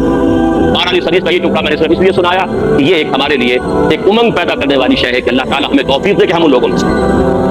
تو پہلا لفظ جو دجال آیا ہے وہ تو میں نے آپ سے عرض کیا کہ دجال جھوٹا نبی، جس کے بارے میں حضور کی خبر ہے کہ 30 پیدا ہو۔ دوسرا ایک عمومی فتنہ ہے دجال، فتنۃ الدجال، عمومی فتنہ۔ وہ کیا؟ اصل میں یہ تہذیب کہ جس میں میں اور آپ، واقعہ یہ ہے کہ ہم اس وقت غرق، کسی کے سر کے اوپر پر پانی جا چکا ہے، وہ جا چکا، کوئی گردن تک اس کے اندر، کوئی پیٹ تک ہے، کوئی گھٹنوں تک ہے، لیکن ہم میں سے کوئی اس تہذیب سے بچا ہوا۔ یہ عالمی تہذیب ہے، دجالی تہذیب، جو شروع ہوئی تھی مغرب سے تقریباً 400 سال قبل، رینائسنس، احیاء العلم۔ لیکن اس احیاء العلم کے نتیجہ کیا نکلا؟ مادی ترقی، ٹیکنالوجی، سائنس بڑھتی چلی گئی، اور اس درجے بڑھتی چلی گئی کہ عروج آدم خاکی سے انجم سہمے جاتے ہیں کہ یہ ٹوٹا ہوا تارا مہ کامل نہ بن جائے۔ جان کو پاؤں تلے روندا آیا انسان، اور ابھی نہ معلوم کہاں کہاں کا مندر ڈال رہا ہے۔ لیکن دوسری طرف آسمانی وحی والی ہدایت سے اپنی آنکھ بند۔ نوٹ کر لیجیے اس بات کو اچھی طرح، سورہ بقرہ کا 4تھا رکوع جو ہے قرآن مجید کے فلسفے میں نہایت اہمیت کا۔ اللہ نے انسان کو بنایا زمین کی خلافت کے لیے، وَإِذْ قَالَ رَبُّكَ لِلْمَلَائِكَةِ إِنِّي جَاعِلٌ فِي الْأَرْضِ خَلِيفَةً، خلافت عرضی کے لیے آدم کی تخلیق۔ 2 چیزیں دی گئی آدم، ایک کا ذکر اس رکوع کے شروع میں ہے، ایک کا آخر میں۔ شروع میں علم الاسماء دیا گیا، علم آدم الاسماء كلها ثم عرضهم على الملائكة فقال انبئوني بأسماء هؤلاء إن كنتم صادقين۔ ایک علم تو آدم کو دے دیا گیا، علم دے دیا گیا، پہلے ماضی ہے، ماضی مطلق ہے، دے دیا گیا۔ ایک علم کے بارے میں فرمایا وہ آتا رہے گا تمہارے پاس وقتاً فوقتاً۔ وَإِمَّا يَأْتِيَنَّكُم مِّنِّي هُدًى فَمَن تَبِعَ هُدَايَ فَلَا خَوْفٌ عَلَيْهِمْ وَلَا هُمْ يَحْزَنُونَ۔ سورہ بقرہ کے 4تھے رکوع کے آخری میں یہ علم تو دے دیا تمہیں۔ ایک علم ہے علم ہدایت، وہ وقتاً فوقتاً، وقفے وقفے سے، وقتاً فوقتاً آتا ہے۔ وَإِمَّا يَأْتِيَنَّكُم مِّنِّي هُدًى فَمَن تَبِعَ هُدَايَ، تو جو میری اس ہدایت کی پیروی کرے گا فَلَا خَوْفٌ عَلَيْهِمْ وَلَا هُمْ يَحْزَنُونَ وَالَّذِينَ كَفَرُوا وَكَذَّبُوا بِآيَاتِنَا أُولَٰئِكَ أَصْحَابُ النَّارِ هُمْ فِيهَا خَالِدُونَ۔ 2 چیزیں دی تھی۔ علم اسماء جو آدم کو دے دیا گیا وہی ہے جو آدم کی نسل کے اندر ایک تناور درخت بن کر یہ فزیکل سائنس اور ٹیکنالوجی کی شکل اختیار کرتا۔ وہ اچھی طرح سمجھ لیجیے بات، آم کی گٹھلی میں پورا آم ہوتا ہے کہ نہیں؟ وجود میں گٹھلی سے باہر سے تو صرف پانی گیا تھا گٹھلی کے اندر، 2 پتیاں کہاں سے نکلی؟ اس کی ابتدائی غذا بھی اس گٹھلی کے اندر موجود ہے۔ بعد میں پانی جو ہے مختلف منرلز لے کر اندر جاتا رہا، اوپر سے جو ہے آکسیجن ملتی رہی۔ آم کا درخت پورا کا پورا گٹھلی میں تھا، لیکن آم کی گٹھلی کو آم کا درخت بننے میں کتنے سال لگتے ہیں؟ یہ 10 سال لگے۔ آدم کو پورا علم دے دیا گیا، اس کی ایکسفولیشن، اس کا ظہور، اس کا بروز یہ ہوا ہے ان 10,000 سالوں کے اندر۔ وہ درخت تب پیداوار درخت بن گیا، اصلها ثابت وفرعها فی السماء، اس کی شاخیں آسمان سے باتیں کرتی ہیں۔ عروج آدم خاکی سے انجم سہمے جاتے ہیں کہ یہ ٹوٹا ہوا تارا مہ کامل نہ بنے۔ تسخیر کائنات جو انسان کر رہا ہے یہ پتی اچھے سے کر رہا ہے، اسی لیے فرمایا گیا اللہ تعالیٰ نے تمہارے لیے پوری زمین کو جو ہے اور جو کچھ اس کے اندر ہے، نہ صرف زمین بلکہ آسمان، ان سب کو اللہ تعالیٰ نے مسخر کر دیا ہے۔ قرآن مجید میں 2 جگہ یہ مذکور ہے۔ بہرحال ایک طرف یہ علم جو پھیلتا چلا گیا اور ابھی اور آگے جا رہا ہے اور آگے جائے گا۔ ابھی جینیٹک انجینئرنگ کا فن جو ہے اس پر سب سے زیادہ یا تو کمپیوٹرز کے اوپر توجہ ہے اور یا جینیٹکس پر، اور جینیٹک انجینئرنگ کے طریقے سے ایسی جس قسم کے آپ چاہیں گے مخلوق پیدا کرنے کے قابل ہو جائیں گے، جو صفات آپ چاہتے ہیں پیدا کی، ایسے انسان پیدا کیے جا سکیں گے جن میں سرے سے رحم اور سرے سے رزق کا مادہ نہ ہیومن روبوٹس، جن کو جلدی جو حکم ملے گا، جس کو کہا گیا قرآن مجید میں علیہا ملائکۃ غلاظ شداد لا یعصون اللہ ما امرهم ویفعلون ما یؤمرون، ایسے غلاظ اور شداد لوگ پیدا کیے جائیں گے کہ جن کے دلوں میں کوئی رحم نام کی کسی شے کا شامت۔ تو جینس کے ساتھ کھیلنے کا دور آ گیا۔ دیکھیے اب نوٹ کیجئے، یہ علم اگر بڑھتا چلا جاتا جیسا کہ بڑھتا چلا گیا، لیکن ساتھ ہی یہ علم جو آتا رہا اس کی پیروی جاری رہتی تو کوئی خرابی نہیں۔ اللہ کا بندہ انسان ہے، اللہ کے احکام پر کاربند رکھنا، ان تمام علمی اکتشافات اور سائنسی ایجادات کو خیر کے لیے استعمال کرنا، بھلائی کے لیے استعمال کرنا، اگر تو یہ دونوں آنکھیں کھلی رہتی کوئی خرابی نہیں۔ آج سے 400 سال پہلے انسان نے مذہب سے کوئی تعلق، ایک آنکھ بند دوسری آنکھ چوپٹ، یہی یک چشمی تہذیب ہے، یہی دجالی تہذیب ہے جو کانی تہذیب ہے جس کی ایک آنکھ ہے دو۔ یہ دجالی تہذیب اس نے کائنات ہی کو اصل شے قرار دیا ہے، خالق ہوگا کوئی پیدا کرنے والا ہے یا نہیں ہے چھوڑو دفعہ کرو، یہ دنیا تو ہے نا، اسے مسخر concentrate your attention, focus your attention on this world. بھول جاؤ کوئی ہے یا نہیں ہے، کیا ہوگا کسی نے پیدا ہو جانے ہے یا نہیں ہے، بہتر تو روح کوئی ہے یا نہیں ہے، کوئی حقیقت ہے یا نہیں ہے، کس نے دیکھی؟ جسم تو ہے نا، جسم کی فکر کرو، جسم کو بناؤ، اس کے تقاضے، اس کے لیے سارے ایک سے ایک وائٹامن جو ہے ایجاد کرتے چلے جاؤ، تلاش کرتے چلے جاؤ، وہ سب کچھ کرو، شے ہے یا نہیں ہے، وہ بھی اگر ہے بھی تو ہماری بحث کی دلچسپی ہوتی ہے۔ آخرت ہوگی بھائی، پتہ نہیں ہے کہ نہیں ہے، کس نے آگے بتایا؟ یہ دنیا تو ہے نا، اسے بناؤ، ویلفیئر اسٹیٹ قائم کرو، دنیا کے اندر بہتر نظام قائم کرو۔ یہ تین چیزیں بمقابلہ تین چیزوں کے، یہ میرا کتاب جیکسن سرسٹ کا لکھا ہوا اسلام کی نشر ثانیہ کرنے کا اصل کام، اس کا تھیم یہی ہے کہ موجودہ تہذیب کو اینالائز کریں گے تو کیا ہے، خالق کائنات کی بجائے کائنات کی توجہ، روح کی بجائے مادے پر توجہ، سے چھوڑو ہوگی نہیں ہے، کیا ہے دنیا۔ یہ جو شفٹ آف ایمفیسس ہوا، ہماری توجہ ادھر سے ہٹ کر ادھر، اب دنیا ہی مطلوب و مقصود، اسی کی رہنائیاں، اسی کی زیبائش، اسی کی سہولتیں، اسی کی بہبود، یہ ہے کہ جو ہمارا مطمع نظر ہے، اس کا نام ہے دجالی تہذیب، اور اسی لیے آتا ہے اس میں، اس لیے تمہیں اللہ نے سورہ کہف خاص طور پر اس کی ابتدائی اور آخری آیات، جو شخص خاص طور پہ جمعے کا ذکر بھی آتا ہے، جو ہر جمعے کو سورہ کہف کی تلاوت کرے، ابتدائی آخری آیات بناؤ اسے، اپنے ذہن اور فکر کا حصہ بناؤ اسے، تو پھر اس دجالی فتنے کے اثرات سے محفوظ۔ وہ دجالی فتنہ کیا ہے؟ سورہ کہف کی 4 آیات کا حوالہ دے رہا ہوں۔ اِنَّا جَعَلْنَا مَا عَلَى الْأَرْضِ زِينَةً لَهَا لِنَبْلُوَهُمْ أَيُّهُمْ أَحْسَنُ عَمَلًا، ہم نے زمین پر جو کچھ ہے اسے اس کا سنگھار بنا دیا ہے، زیبائش، آرائش، آنکھیں چکا چوند ہو جاتی ہیں، نظر کو خیرہ کرتی ہے چمک تہذیب حاضر کی، یہ سنگائی مگر جھوٹے رنگوں کی رضاکاری ہے، لیکن آدمی جو ہے اسی کا دلدار، لِنَبْلُوَهُمْ أَيُّهُمْ أَحْسَنُ عَمَلًا، دیکھنا چاہتے ہیں اسی عروس ہزار داماد کے زلف کے گراگیر بن کر رہ جاتے ہو یا ہم سے محبت، دکھے روشن کے آگے شمع رکھ کر وہ یہ کہتے ہیں ادھر جاتا ہے دیکھیں یا ادھر پروانہ آتا ہے، یہی امتحان ہے، ہمیں چاہتے ہو یا دنیا کو چاہتے ہو۔ اِنَّا جَعَلْنَا مَا عَلَى الْأَرْضِ زِينَةً لَهَا لِنَبْلُوَهُمْ أَيُّهُمْ أَحْسَنُ عَمَلًا۔ ایک جگہ سورہ کہف میں حضور کو روکا گیا، حضور ان غرباء کو قرائے صحابہ سے اپنی نگاہیں ادھر ہٹا کر امیروں کی طرف توجہ زیادہ رکھنی چاہیے، وَلَا تَعْدُ عَيْنَاكَ عَنْهُمْ تُرِيدُ زِينَةَ الْحَيَاةِ الدُّنْيَا۔ اے نبی کہیں یہ گمان نہ ہو جائے لوگوں کو کہ آپ بھی حیات دنیاوی کی زینت ہی کو زیادہ اہمیت دے رہے ہیں۔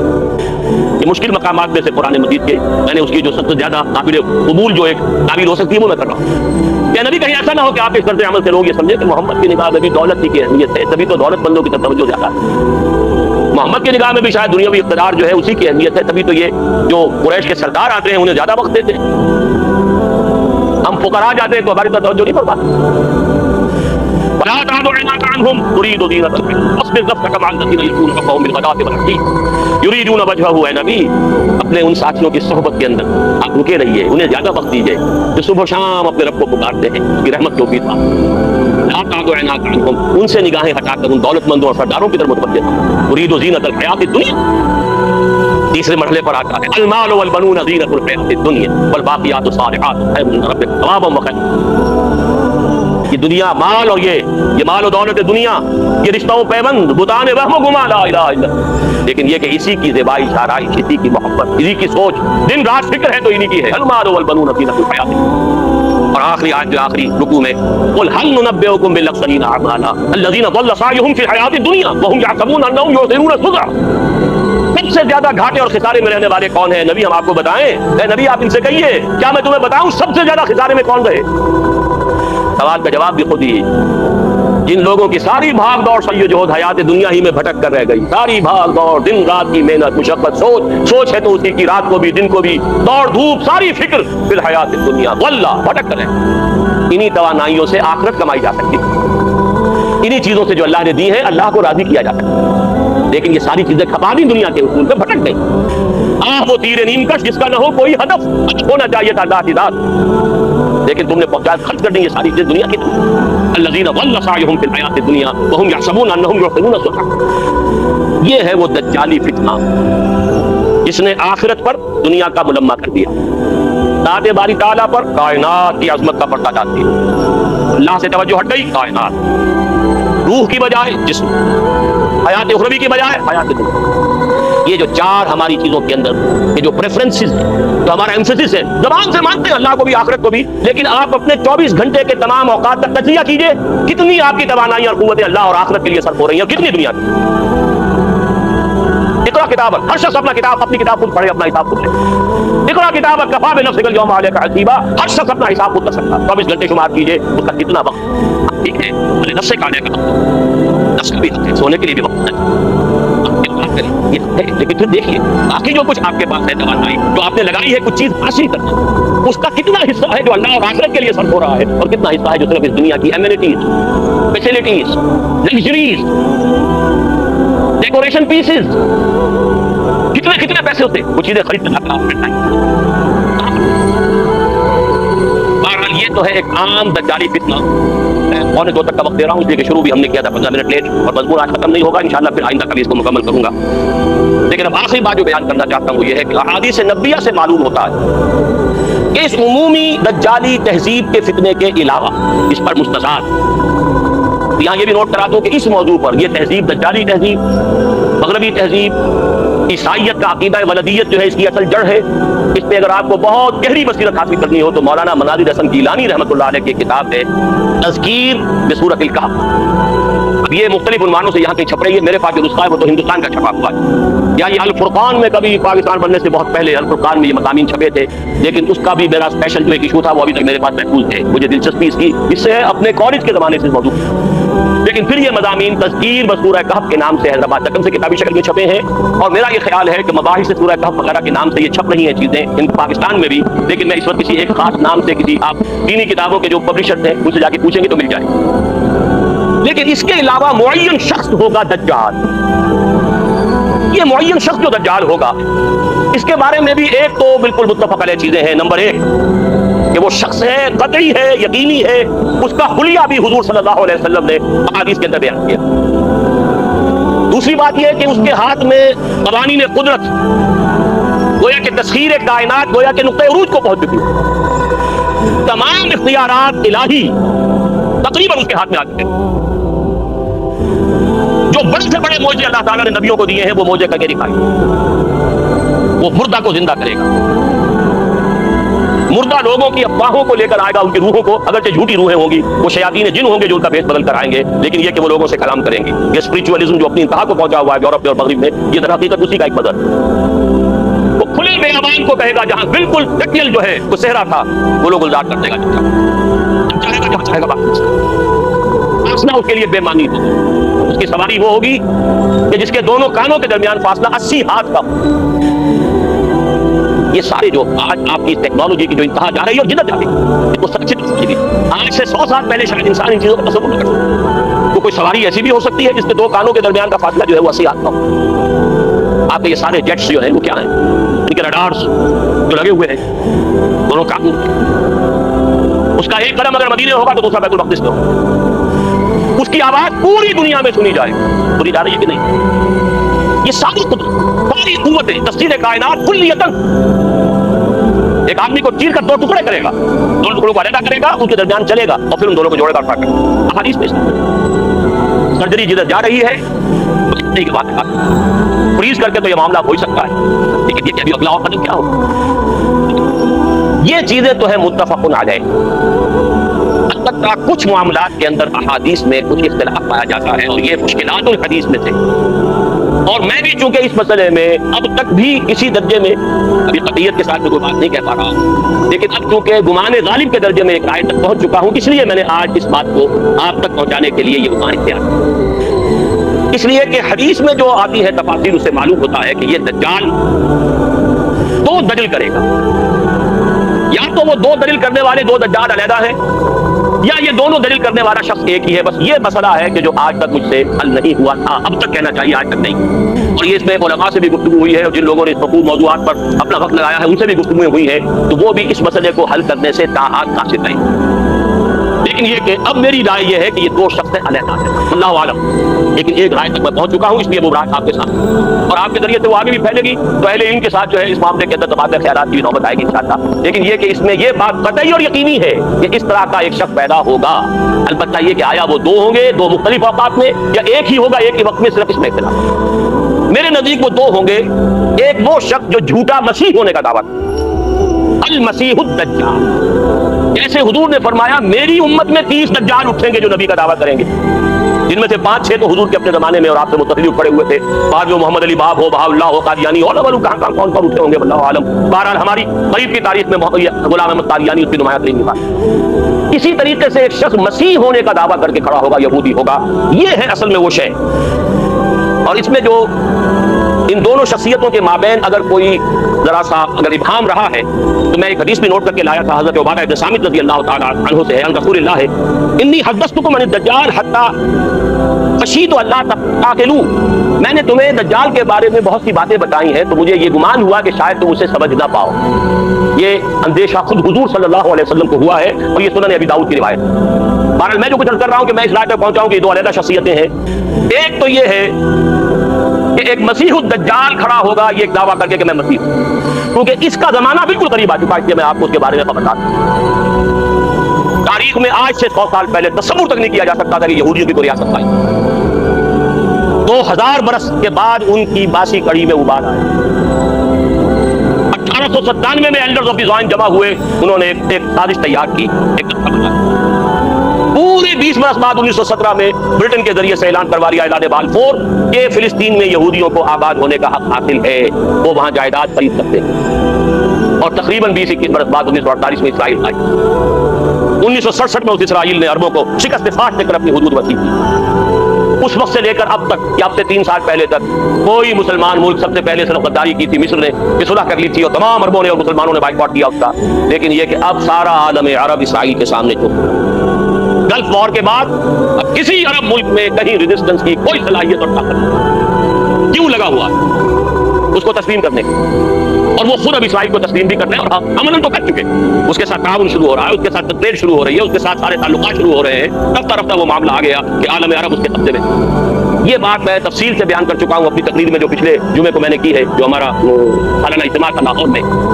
اب یہودیوں کے اندر ایک اختلاف رائے ہے، یہ تھا کہ آپ جو حالات جتنا دنیا چاہ رہی ہے اس کو یہودیوں میں جو سیکولر ایلیمنٹ ہے زائنسٹ اور ان کا اعلی کار امریکہ، ان کے سامنے اسکیم یہ ہے کہ اب اسرائیل جو ہے اپنی حدیں تو ٹکیڑ لے، چھوٹا ملک بن جائے، لیکن تمام عرب ممالک اور اسرائیل کو ایک اقتصادی رشتے کے اندر منسلک کر دیا صحیح اس علاقے کی ایک کامن مارکیٹ بن جائے۔ نتیجہ کیا نکلے گا؟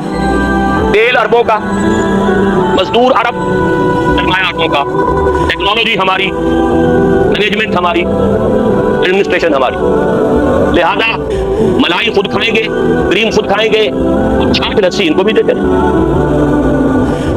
ایک بڑی اسرائیلی ریاست قائم کرنے کا فائدہ کیا ہوگا؟ جسے آپ کہتے ہیں بھائی تم نے آم کھانے کے پیڑ گنے ہیں، اگر تم اسرائیلی ریاست بڑی بناؤ گے تو عرب ریزنٹ کریں گے، عربوں میں رد عمل ہوگا، پوری دنیا کا مسلمان بھی چیخے گا، عرب بھی بغاوت کریں گے، وہ بھی تمہیں ماریں گے، تم انہیں مارو گے تو تمہیں بھی تو ماریں گے نا۔ انتفاضہ ہوا یا کچھ ہوا یا پی ایل او نے کیا تو یہ اسرائیلی بھی مرے گے نہیں مرے، یہاں فلسطینی مرے گا وہ بھی مرے، تو کیا فائدہ مرنے سے؟ جو گڑ دے کر مارا جا سکتا اسے خام خواہ رہ دینا۔ ایک اکنامک بلاک بناؤ، تیل ہے، اور یہ عرب ان پڑھ بدو یہ سارے کے سارے ہمارے مزدور ہوں گے، لیبر ہے چیف. پھر یہ کہ سرمایہ ہے ان کے پاس، ہمارے پاس تو ہم ہے، ٹیکنالوجی ہے، مینجمنٹ ہے. مینجمنٹ سائنس میں دنیا کی سب سے اونچی چوٹی پر پہنچ گئی. MBA کرنا تو کہ اس وقت ہمارے نوجوانوں کی وہ سمجھیے کہ ایک بڑا خواب ہوتا ہے. MBA امریکہ سے کر رہا ہے تو بس سمجھیے کہ وہ تو عرش کے اوپر پہنچ گئے. تو وہ سارا معاملہ ہمارے پاس ہے، تو ہم بلائی کھائیں گے، ان کو لسی دیتے تھے. اب گھوڑے کو تانگے میں جوتنے کے لیے کچھ نہ کچھ تو رات کو اس کو دینا ہوگا نا، تبھی تو اگلے روز سے تانگے میں جوتیں گے. لیکن جو کٹر یہودی ہے وہ کہتا ہے nothing doing, we have to establish our creator Israel. یہ کنفلکٹ ہے جو اس وقت یہودیوں کے مابین. فنڈامنٹلسٹ یہودی جس کی ایک شکل اپنے ذہن میں رکھی ہے وہ گولڈسٹین، جس نے مسجد خلیل میں داخل ہو کر جو ہے وہ کتنے مسلمانوں کو صبح کے وقت جو ہے فجر کی نماز کے وقت ہلاک کیا، شہید کیا. داڑھی اس کی آپ کے ذہن میں ہے، خوبصورت افغان مجاہد معلوم ہوتا. یہ ہے یہودی فنڈامنٹلسٹ. اور یہ لوگ جو ہے یہ کہتے ہیں nothing. یہ کسل ان میں ابھی ہونی جلدی، یہ تصادم ان کے اپنے اندر ہو. میں جب گیا تھا جنوری فروری میں اس سال امریکہ، تو ایک بہت بڑا ڈیمونسٹریشن ان کٹر یہودیوں کا نیو یارک میں ہوا تھا اسرائیل کے خلاف.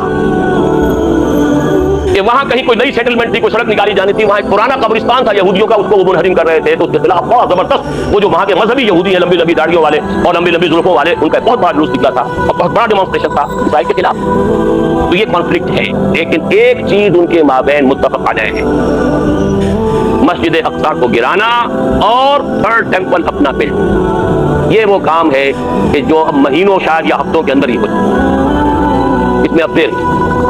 اسی لیے ساری پیس نیگوسیشن سے یروشلم کو علیحدہ رکھا، اور یروشلم کے اندر سے اب مسلمانوں کا بھی علاقہ رفتہ رفتہ ختم کیا جا رہا ہے، بلڈوز کیا جا رہا ہے. عیسائیوں کی تعداد بھی رفتہ رفتہ کم ہو رہی ہے. اور اب وہاں آپ نے سن لیا ہوگا کہ امریکن ایمبیسی جو ہے وہ شفٹ ہونے کا فیصلہ ہو چکا ہے. ریزنٹمنٹ کہیں اور ہو رہی ہے، ہمارے یہاں کوئی کسی کو ہوش ہی نہیں اس بات کی. ہمارے ہاں تو اپنی سیاست جو ہے اور اپنی سیٹیں اور اپنا وہ اس کے دعویٰ، کسی کو کوئی فکر نہیں ہے کیا ہو رہا ہے. ہندوستان میں ڈیمونسٹریشن ہو رہے ہیں، پیپسی کولا گو بیک. ہم کہتے ہیں کم ملٹی نیشنلز کم. ہم تو بھوکے پڑے ہوئے ڈالر آئے یہاں پر اور ہمارے لیے کو بندوبست کرے. ان میں یہ شعور ہے کہ تو آئے تو ڈالر، جب تو آئے گا تو کیا کیا فساد لے کر آئے گا. ہندوؤں میں یہ بات موجود ہے صاحب. ہمارے کبھی کوئی ڈیمونسٹریشن نہیں ہوئی ملک کے اندر. یہ ملٹی نیشنل جو آ رہی ہے یہ کتنی بڑی قیامت ہمارے لیے اور کتنی بڑی خباثت ہے کہ جو آ رہی ہے. ہم سمجھتے ہیں وہ ڈالر لے آئیں گے، ہماری جو ہے اکنامک حالت ہوگی. بہرحال یہ ہے اصل میں کہ جو اس ملحمۃ العظمیٰ کا اور کتاب الملاحم کے اندر جو خبریں ہیں، جب یہ مسجد گرائی جائے گی. میں نے کل ہی پرسوں ہی پڑھا ہے کتاب کے اندر 1970 میں کتاب چھپی ہے ایک عیسائی پادری کی لکھی ہوئی امریکہ سے. اس نے بن گوریون کا حوالہ دیا جو غالباً پہلا وزیر اعظم تھا اسرائیل کا. اس نے کہا، اس سے پوچھا گیا کہ آپ یہ ٹیمپل بلڈ کریں گے؟ بالکل کریں گے، ضرور کریں گے. پوچھنے والے نے پوچھا کہ مسجد اقصی کا کیا ہوگا، ڈوم آف دی راک کا کیا ہوگا؟ Any earthquake can come at any time. کسی وقت کوئی زلزلہ آ سکتا ہے، کسی وقت کوئی جنونی اندر جائے گا، کوئی بہت بڑا بم جو ہے پاورفل بلاسٹ ہوگا. جنونی آ گیا تھا، جیسے وہ جنونی گولڈ ٹائم تھا وہ آیا تھا، وہ ہمارے یہاں کیا کریں. جیسے مسلمان جنونی ہے ہمارے یہاں بھی جنونی، جیسے یہودی جیسے عیسائی جنونی ہے ہمارے یہاں بھی جنونی. عیسائی جنونی نے آ کر اڑایا کہ نہیں اوکلاہوما کی بلڈنگ، فیڈرل بلڈنگ، 200 آدمی مارے کسی بات. پہلے یہ خیال ہو گیا تھا کہ شاید کسی مسلمان کا کیا ہوا، تو اللہ کا شکر ہے کہ جلدی شب پکڑا گیا اور معلوم ہوا کہ عیسائی تھے، ورنہ امریکہ کے مسلمانوں کے اوپر قیامت آ جاتی. یہ حالات کا جو ہے اس کو سمجھ لیجیے کہ یہ یہاں سے شروع ہوگا اور اس کے بعد وہ ملحمۃ العظمیٰ اور اس میں جو جنگیں ہونی ہے پہلے عیسائیوں اور مسلمانوں کے درمیان. اور پھر ایک وقت ہوگا کہ جب کہ ایک شخص کھڑا ہو جائے گا یہود میں سے مسیح ہونے کا دعویٰ کر کے، میں مسیح ہوں اور میں اب قائم کروں گا کریٹر اسرائیل. وہ مسیح الدجال ہوگا اور اس کو قتل کرنے کے لیے اصل مسیح عیسی ابن مریم نازل ہوں گے علیہ السلام. اور پھر انہی کے ساتھ مشرق سے کچھ فوجیں آئیں گی جو ان کے ساتھ مل کر جہاد کریں گی. ادھر سے عالم عرب سے حضرت مہدی اور ان کی فوجیں آئیں گی، اور پھر یہودیوں کے ساتھ آخری جنگ ہوگی اور حضرت مسیح کے ہاتھوں ایک ایک یہودی دنیا میں. یہ خبریں ہیں کہ جو دی گئی ہیں. اس کے بعد پھر ہوگا دنیا میں اسلام کا بول بالا ہو گیا، خلافت عظمیٰ قائم ہوگی، خلافت علی منہاج النبوہ قائم ہوگی.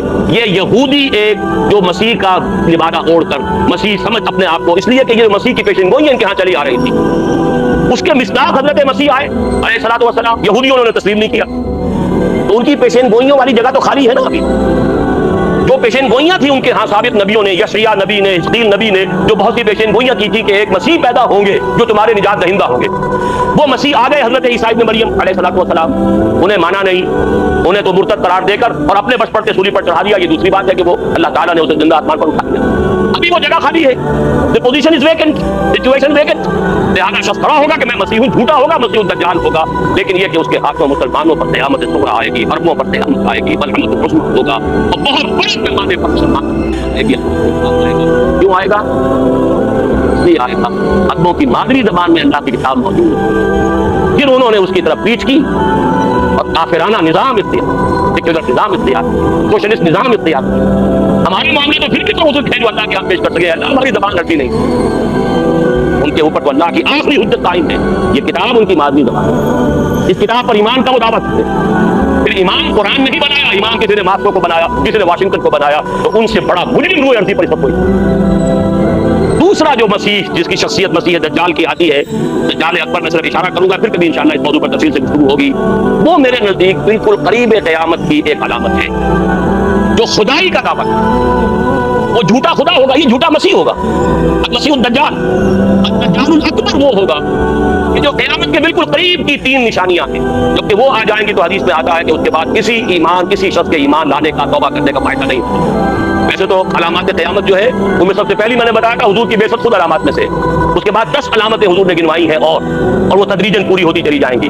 आखिरी अलामात के लिए हदीस सुन लीजिए। अन अबी हुरैरा रज़ियल्लाहु तआला अन्हु क़ाल क़ाल रसूलुल्लाह सल्लल्लाहु अलैहि वसल्लम सलासुन इज़ा खरजना ला यनफ़उ नफ़्सन ईमानन लम तकुन आमनत मिन क़ब्ल औ कसबत फ़ी ईमानिहा खैरा तुलूउ शम्स मिनल मग़रिब व ख़ुरूजु दज्जाल व दाब्बतिल अर्ज़।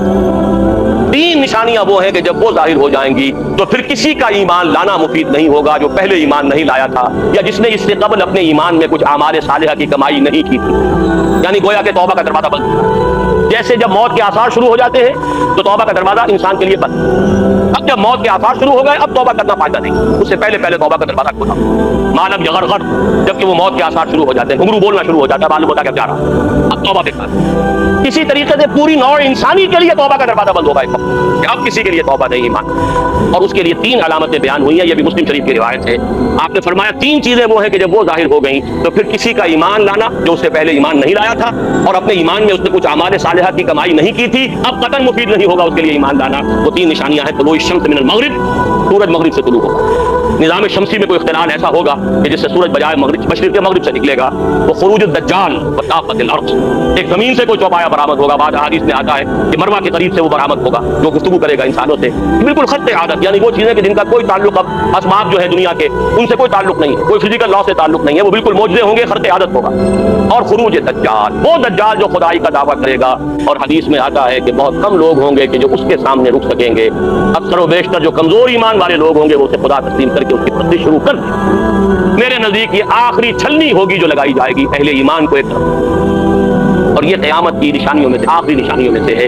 इसके बारे में मुतअद्दिद अहादीस हैं, लेकिन अब बहुत वक्त हो चुका है, तो फिर इंशाअल्लाह किसी और मौके पर इस मज़मून को मुकम्मल करूंगा। अल्लाह ताला मुझे, जैसा कि हुज़ूर सल्लल्लाहु अलैहि वसल्लम दुआ करते थे, अल्लाहुम्मा इन्ना नऊज़ु बिका मिन फितनतिल मसीहिद दज्जाल, अल्लाहुम्मा इन्ना नऊज़ु बिका मिन फितनतिल मसीहिद दज्जाल, अल्लाहुम्मा अइज़ना मिन, अल्लाहुम्मा अइज़ना मिन, रब्बना तक़ब्बल मिन्ना इन्नका अंतस समीउल अलीम व तुब अलैना इन्नका अंतत तव्वाबुर रहीम बिरहमतिका या अरहमर राहिमीन।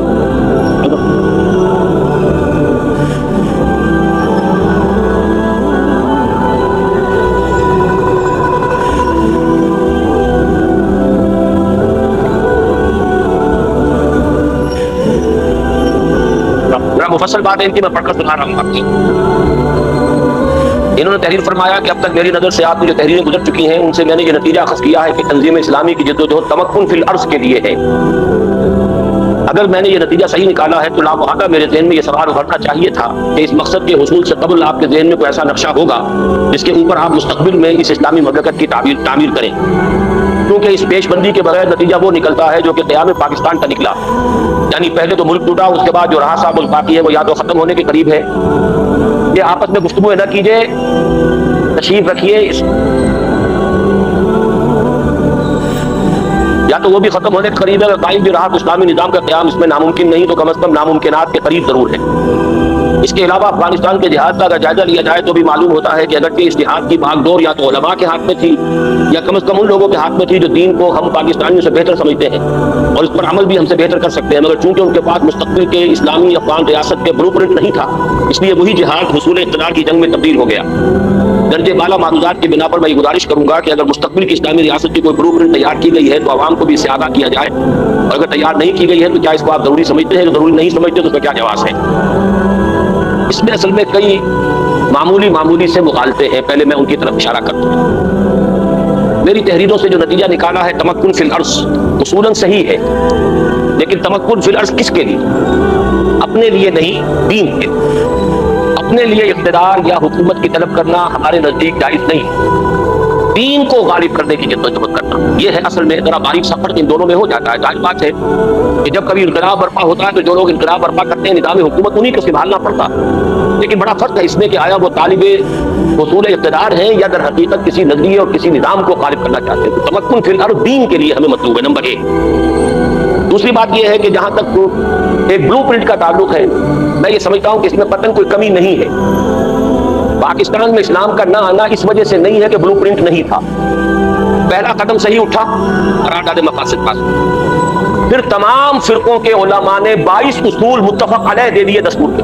یہ معجزہ تھا جو ہوا 50 میں۔ 49 میں قرارداد مقاصد کا پاس ہونا بھی معجزہ۔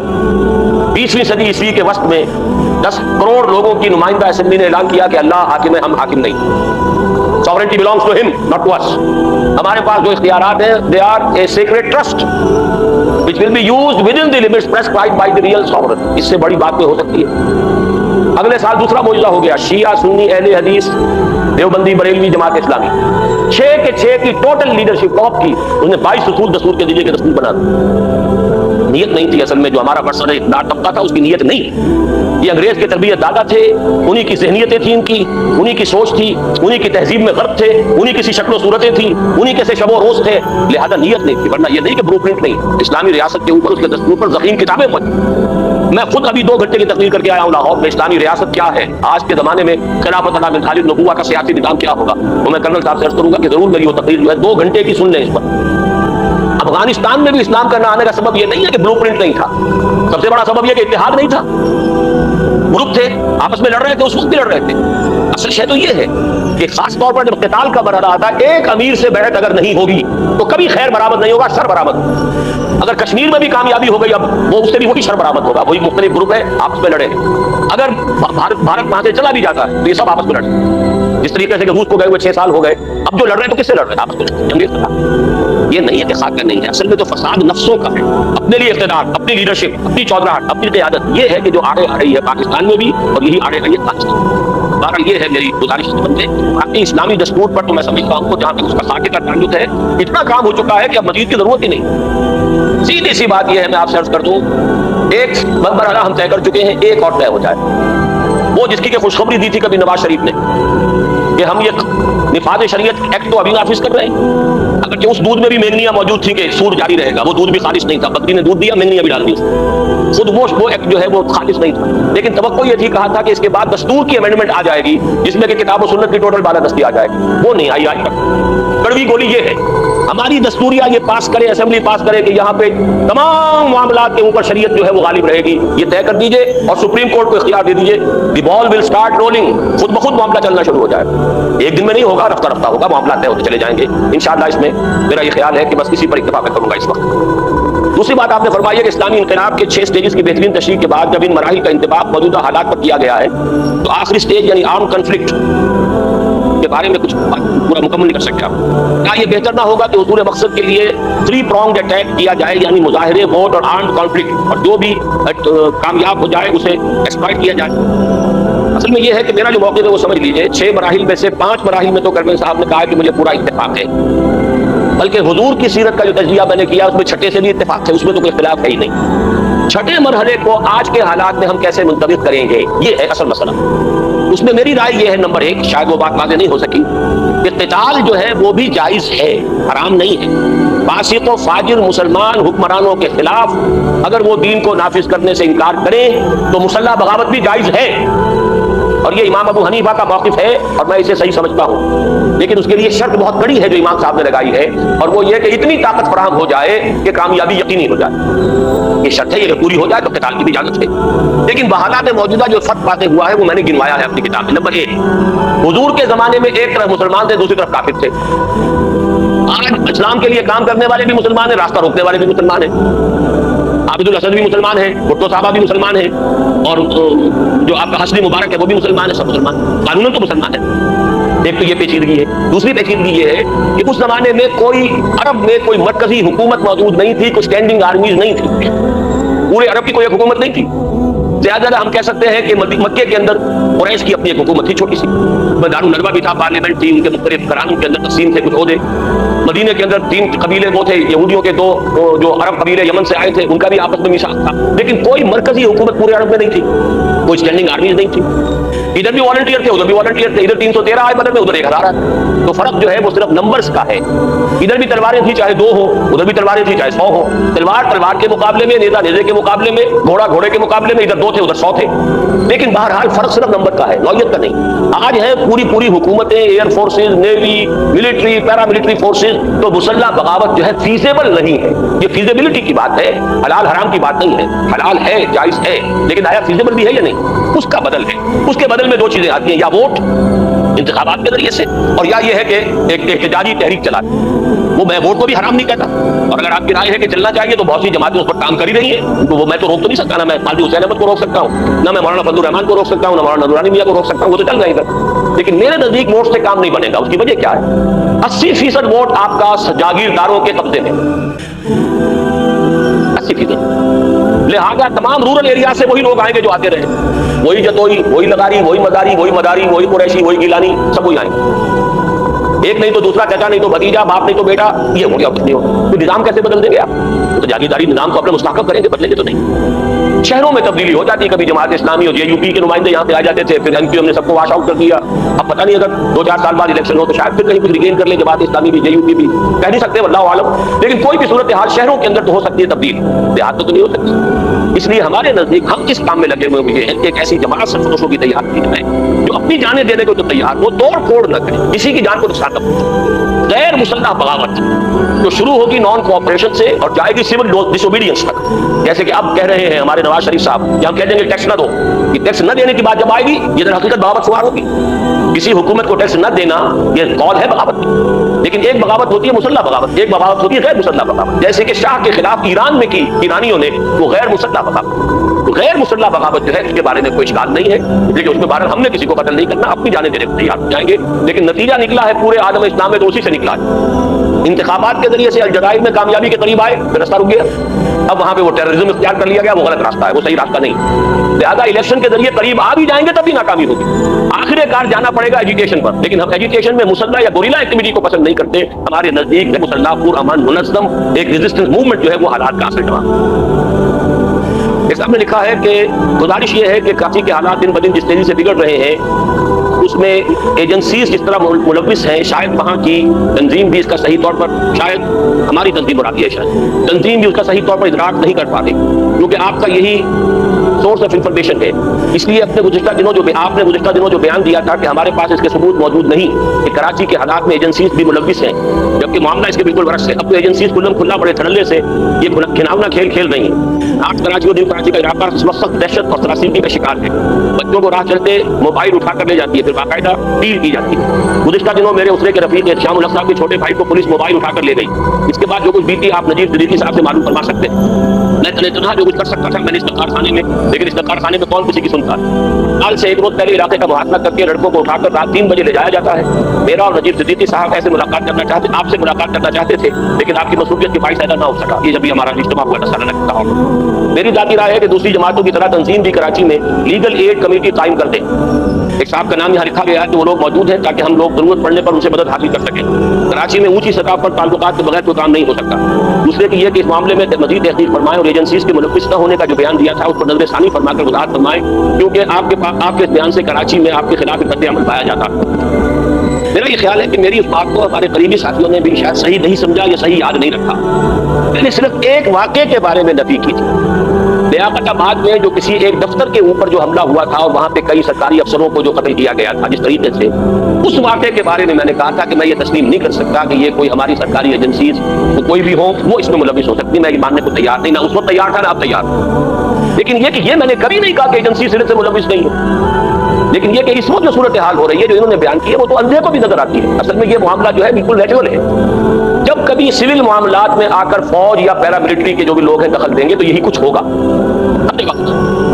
बातें माथे पे लिखा हुआ नहीं है कि कौन दहशतगर्द है, कौन यहाँ पर एमक्यूएम का है, कौन हकीकी का है, कौन नकली का है, कौन असली का है। अब वो तो जब गिरफ्तार करने आएंगे तो इलाके का मुहासरा करेंगे, घर घर छापा मारेंगे, घर घर से निकालेंगे, उन्हीं में से छांटी करनी है। कोई उनके पास मुखबिर होते हैं कि वो उनको फिर पिन पॉइंट कर सके, वो हकीकी वालों से वो नकली वालों को आइडेंटिफाई करा लेते हैं, नकली वालों से हकीकी वालों को करा लेंगे, तो उनका काम है, ये धंधा ये। लेकिन इसके अंदर क्योंकि हमारे जो लोग हैं आखिर जैसे हमारे सिविलियन करप्ट हैं, तो क्या ये लोग जो है वो फरिश्ते हैं? किसी घर में दाखिल होंगे तो कोई कीमती चीज उठा लेना आखिर क्या कौन सी बड़ी बात है उनके? या ये कि जो कोई शख्स आ गए हैं, जो नौजवान पकड़ लिए गए हैं, तो नौजवानों को जब छोड़ना है तो छोड़ना तो है ही, कोई 1000-2000 रुपया भी अगर मिल जाए तो किसी को बुरा लगता आता हुआ। ये धंधा है जो इस वक्त हो रहा है, जिसकी वजह से कि शदीद नफरत अवाम के अंदर पैदा हो रही है। लेकिन ये मैं समझता हूँ ये एब्सोल्युटली नेचुरल, जहां कहीं भी होगा ये होगा। फरिश्ते नहीं है, वो भी इंसान है। और हमारी जो सिविल जिस तरीके से जिंदगी करप्ट है, उनके अंदर सारे के सारे जो आसार है रिश्वत के और झूठ के और धोखे के और फरेब के, तो वो भी आखिर हमीम से है हमारे भाई बंदे, उनके मुंह को क्यों नहीं लगेगी? असल मसला तो ये है कि इसका एक कोई सियासी हल निकाला जाए। वो तो मैं उनसे मिलकर आया हूँ अल्ताफ हुसैन साहब से, वो भी खुलकर बात करने को तैयार नहीं। और वही बात जो इन्होंने लिखी है कि नक्कार खाने में तूती की सजा कौन सुनता है, मैं तो 91 से कह रहा हूँ कि खुदा के लिए पाकिस्तान में छोटे सूबे बनाओ। छोटे सूबे बनाने से वो पंजाब के 5 बनाओ, सिंध के 3 बनाओ, बलोचिस्तान के 2 बनाओ, 1-1 करोड़ के लगभग का एक सूबा बनाओ। उसमें इंतजामी जोग्राफियाई हुदूद को भी सामने रखो और लिसानी और नस्ली यूनिट्स को भी पेश नजर रखो। कोई हर्ज नहीं, जबान हर एक बराबर है सिवाय अरबी जबान के। सिंधी जबान हो, उर्दू जबान हो, पंजाबी जबान हो, पुश्तो जबान हो, सब जबानें बराबर है। हमारे लिए मुकद्दस जबान अगर है सिर्फ अरबी है। वो अरबी जो है उसको हमने उसको जो बनाया नहीं, अपनी कौमी जबान अगर बना लिया होता सरकारी जबान, तो हमारे बहुत से मसले हल हो गए होते। बहरहाल असल मसला ये है कि हम तो उस असल हल की तरफ लोगों को दावत देते रहेंगे। इसी के लिए सदर साहब से भी जाकर मिला था, इसीलिए ऑपोजिशन लीडर जो है नवाज शरीफ साहब से भी जाकर मिला हूँ। लेकिन ये कि कोई भी सुनने के लिए तैयार नहीं है। मालूम होता है कि शामत अमाल हमारी है जो हमारे ऊपर अब मुसल्लत हो गई। अब इसके लिए दुआ है, तौबा है, रुजू है अल्लाह की तरफ। वो इंफरादी सतह पर भी तौबा हो, इज्तिमाई सतह पर कोशिश की जाए कि ये कौम जो अपना रुख बदल गई, क़याम पाकिस्तान से असल मकसूद जो था उसके बजाय किसी और तरफ को मुड़ गई, दज्जाली फितने के ज़ेरे असर आ गई। और अब मसीहुद दज्जाल के चक्कर में आने वाला मसीहुद दज्जाल जो है वो coming events cast there shadows before, उसके बहुत से शैडोज हैं जो हमारे ऊपर पड़ते हैं।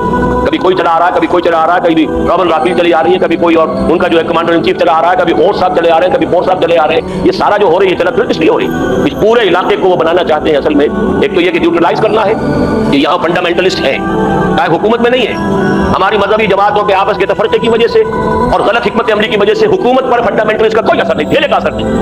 यहाँ तो या बेनजीर है और या भुट्टो जो नवाज शरीफ साहब थे वो भी उन्होंने साफ कह दिया था, हाथ उठा दिए थे, मैं फंडामेंटलिस्ट नहीं हूँ। लेकिन ये कि लोगों में फंडामेंटलिज्म है, इसको वो जानते हैं। हो सकता है किसी वक्त इनको सबक याद आ जाए, कभी इन्हें सही मंजिल याद आ जाए, कहीं ये जमा हो जाए, कहीं ये इलेक्शन छोड़कर और कहीं दूसरे रास्ते के ऊपर चल पड़े। तो बारह उन्हें अपना सा बंदोबस्त करना है। वो मकरू व मकर अल्लाह वल्लाहु खैरुल माकिरीन, वो अपनी सी तदबीर करेंगे, अल्लाह की अपनी तदबीर है। हमें अपना जो भी कुछ है हिस्सा डालना है उस तदबीर में कि जो यहाँ अल्लाह का दीन, अल्लाह के निजाम को कायम करने के लिए। मिसेज अबरार ये खवातीन की तरफ से है।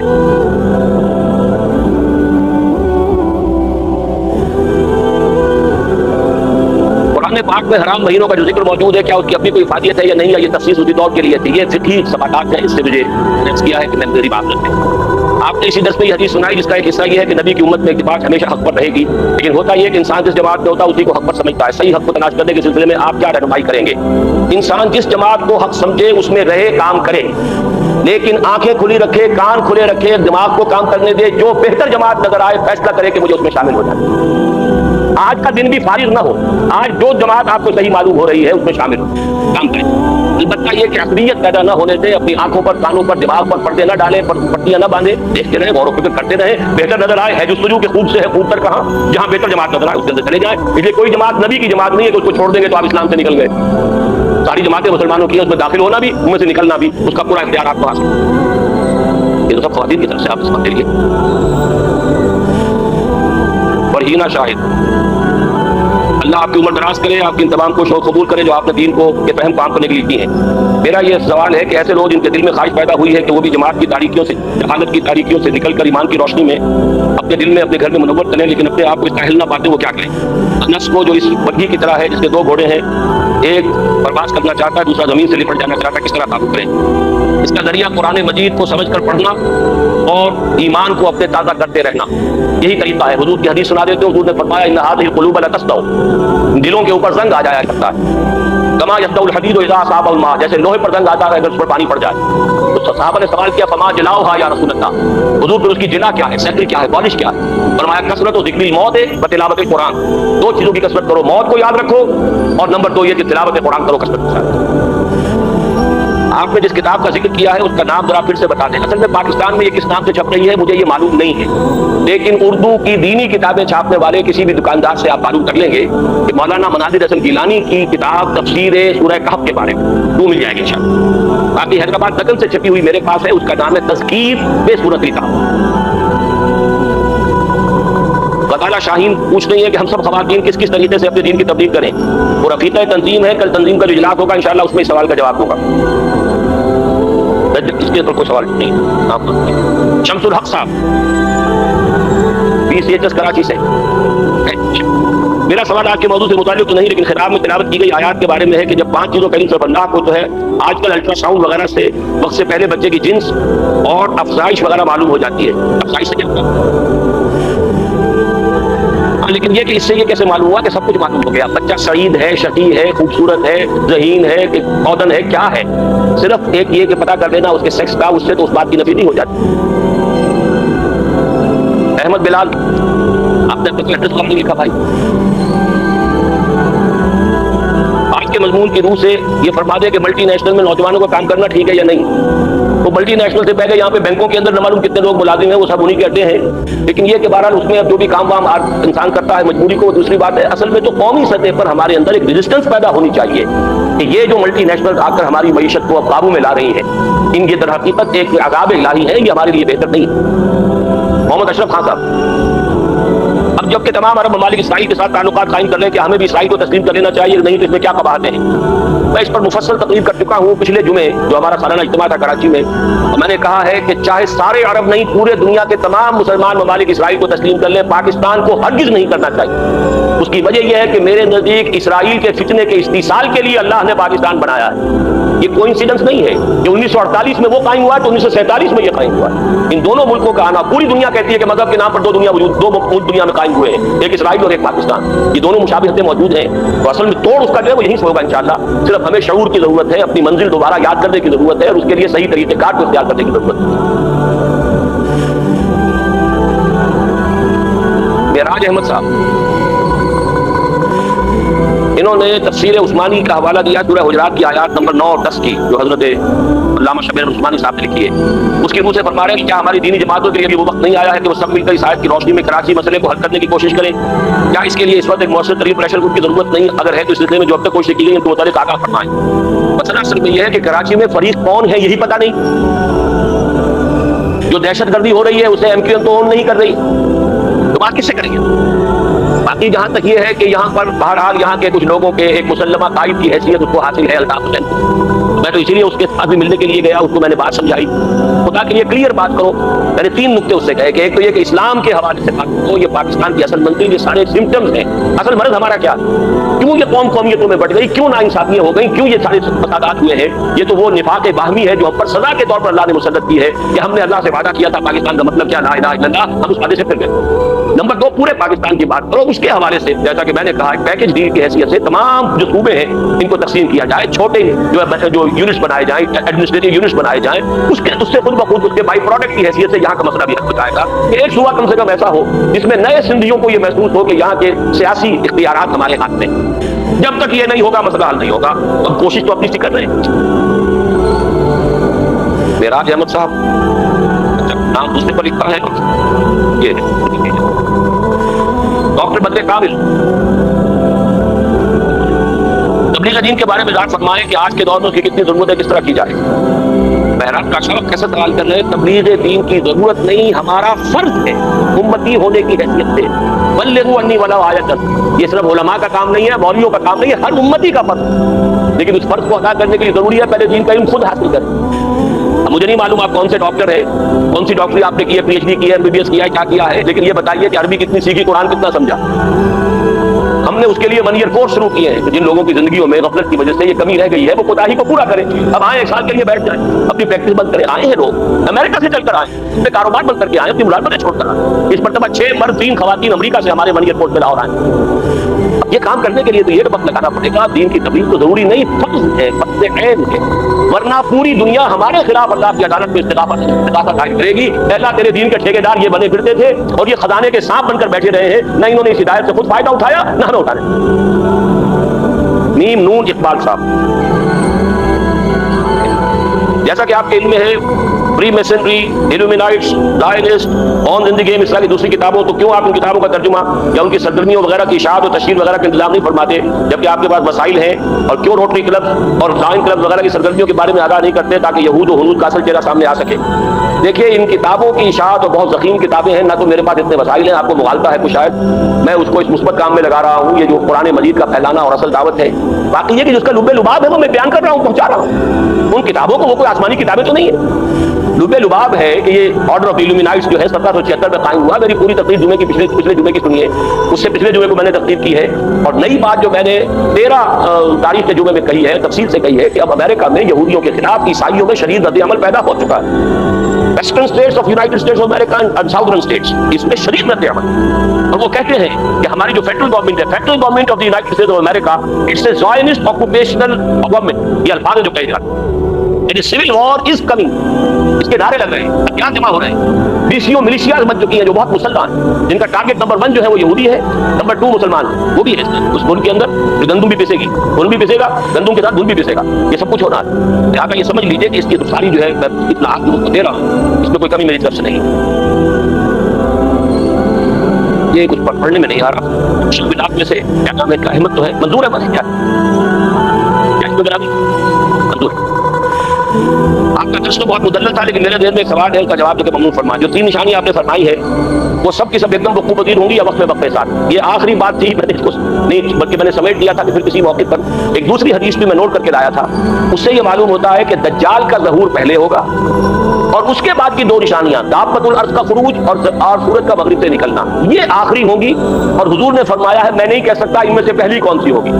پہلی اگر وہ آ گئی دابہ تو اس کے فوراً بعد خروج الشمس من المغرب آ جائے گا، اور پہلے اگر خروج الشمس من المغرب ہو گیا تو اس کے فوراً بعد خروج دابہ ہو جائے گا۔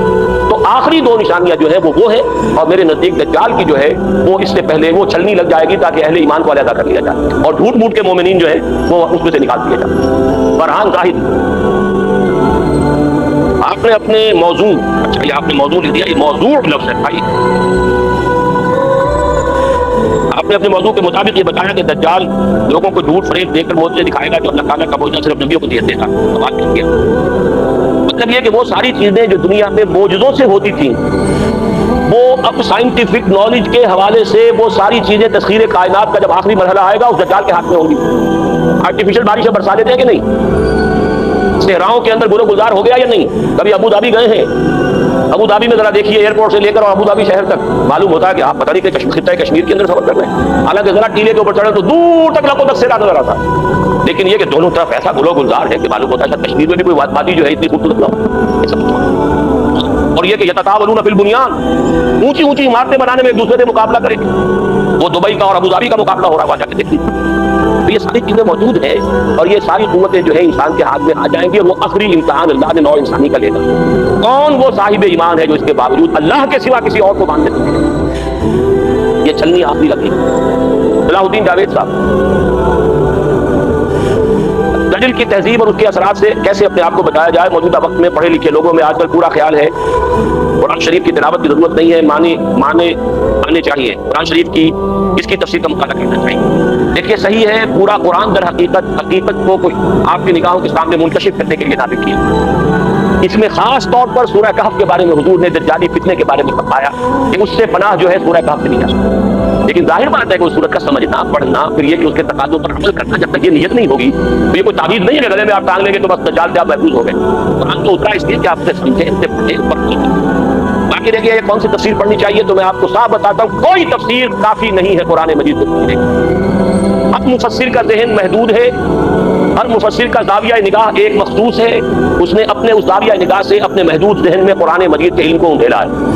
قرآن کا علم نامتناہی ہے اور ہر مفسر کا ذہن محدود ہے، لہذا آپ تفسیروں سے 2-4 تفسیریں جمع کر دیں تو آپ کو کچھ نہ کچھ اندازہ ہو جائے گا۔ ایک روایات کی بنیاد پر تفاسیر ہے، ایک عقلی بنیاد پر تفاسیر ہے، ایک صرف و نحو کی بنیاد پر تفاسیر ہے۔ وہ تفاسیر تو مختلف ہے، کشاف ہے اور ابن کثیر ہے اور یہ تفسیر کبیر ہے، لیکن آج کی دنیا میں اگر آپ اردو میں سمجھنا چاہیں تو مولانا مودودی کی تفہیم، مولانا اسلائی صاحب کی تدبر قرآن اور شیخ الہند اور شیخ الاسلام کا ترجمہ اور تفسیر، یعنی حضرت شیخ الہند رحمۃ اللہ علیہ کا پورا ترجمہ ہے، شیخ الہند مولانا محمود حسن دیوبندی رحمۃ اللہ علیہ، اور اس کے پہلے 5 پاروں کے حواشی بھی انہوں نے خود لکھے تھے، بقیہ پورے حواشی شیخ الاسلام پاکستان کے پہلے اور آخری واحد شیخ الاسلام مولانا شبیر احمد عثمانی رحمۃ اللہ علیہ نے وہ بقیہ حواشی مکمل کیے۔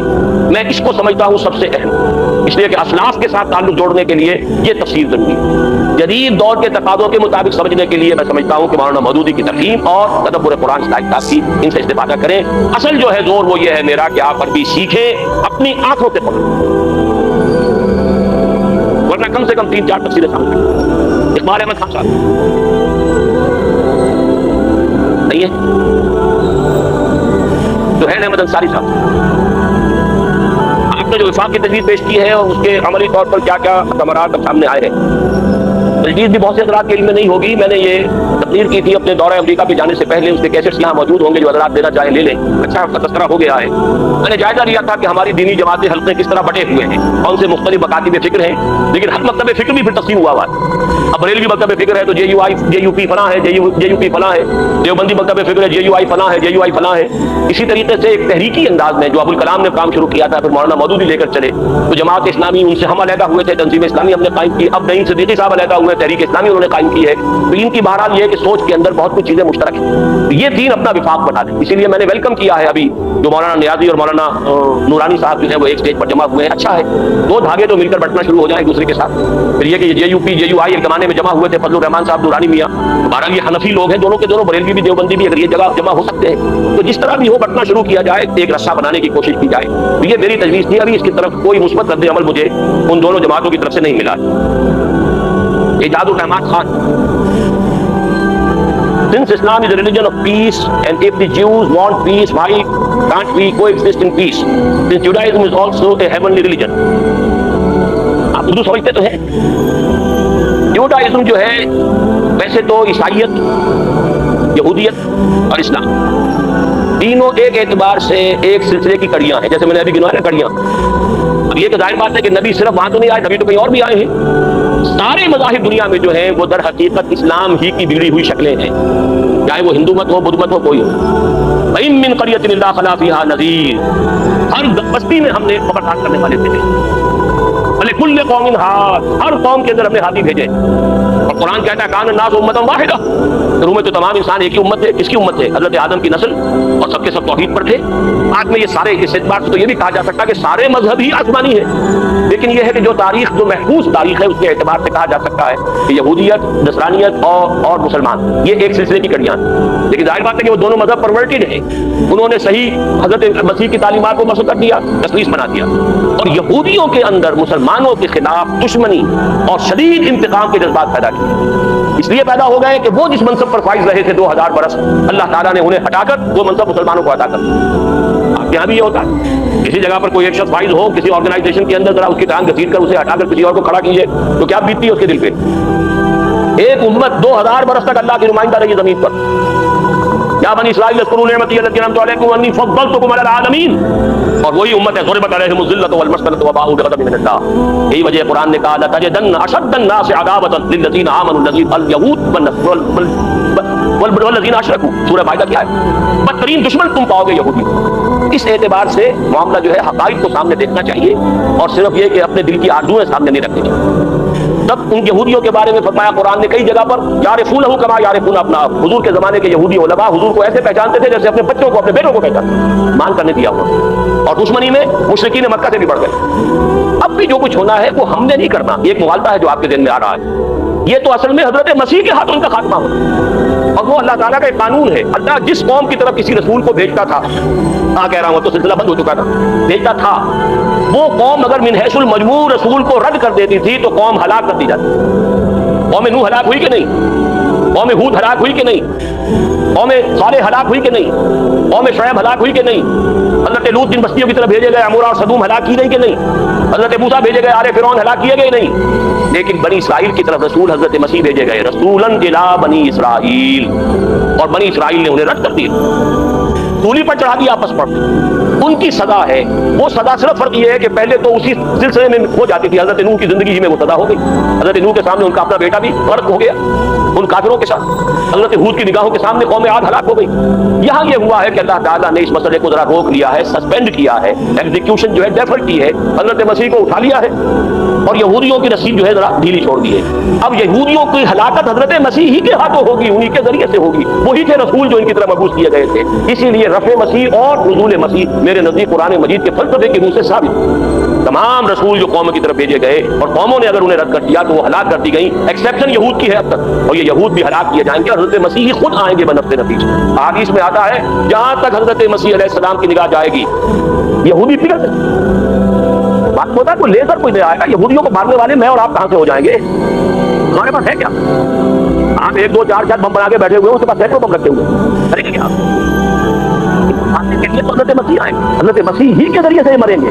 اور دجال, مسیح الدجال کو مقام لوگ پر قتل کریں گے. وہ بھاگے گا حضرت مسیح کو دیکھ کر. مسیح الدجال جو جھوٹا یہودی جو ہے مسیح بننے کا دعویٰ کرے گا, اس کو پھر لوگ کے مقام پر پکڑیں گے, قتل کریں گے. اور لڈا ان کا ایئر بیس ہے, تو سب سے بڑا لڈا معلوم ہوتا وہاں سے بھاگنے کی فکر کر رہا ہوگا کہ حضرت مسیح جا کر. تو یہ سارا کام در حقیقت مسلمانوں کے ہاتھوں نہیں ہے, یہ روایات میں, بلکہ اصل میں حضرت مسیح کے ذریعے.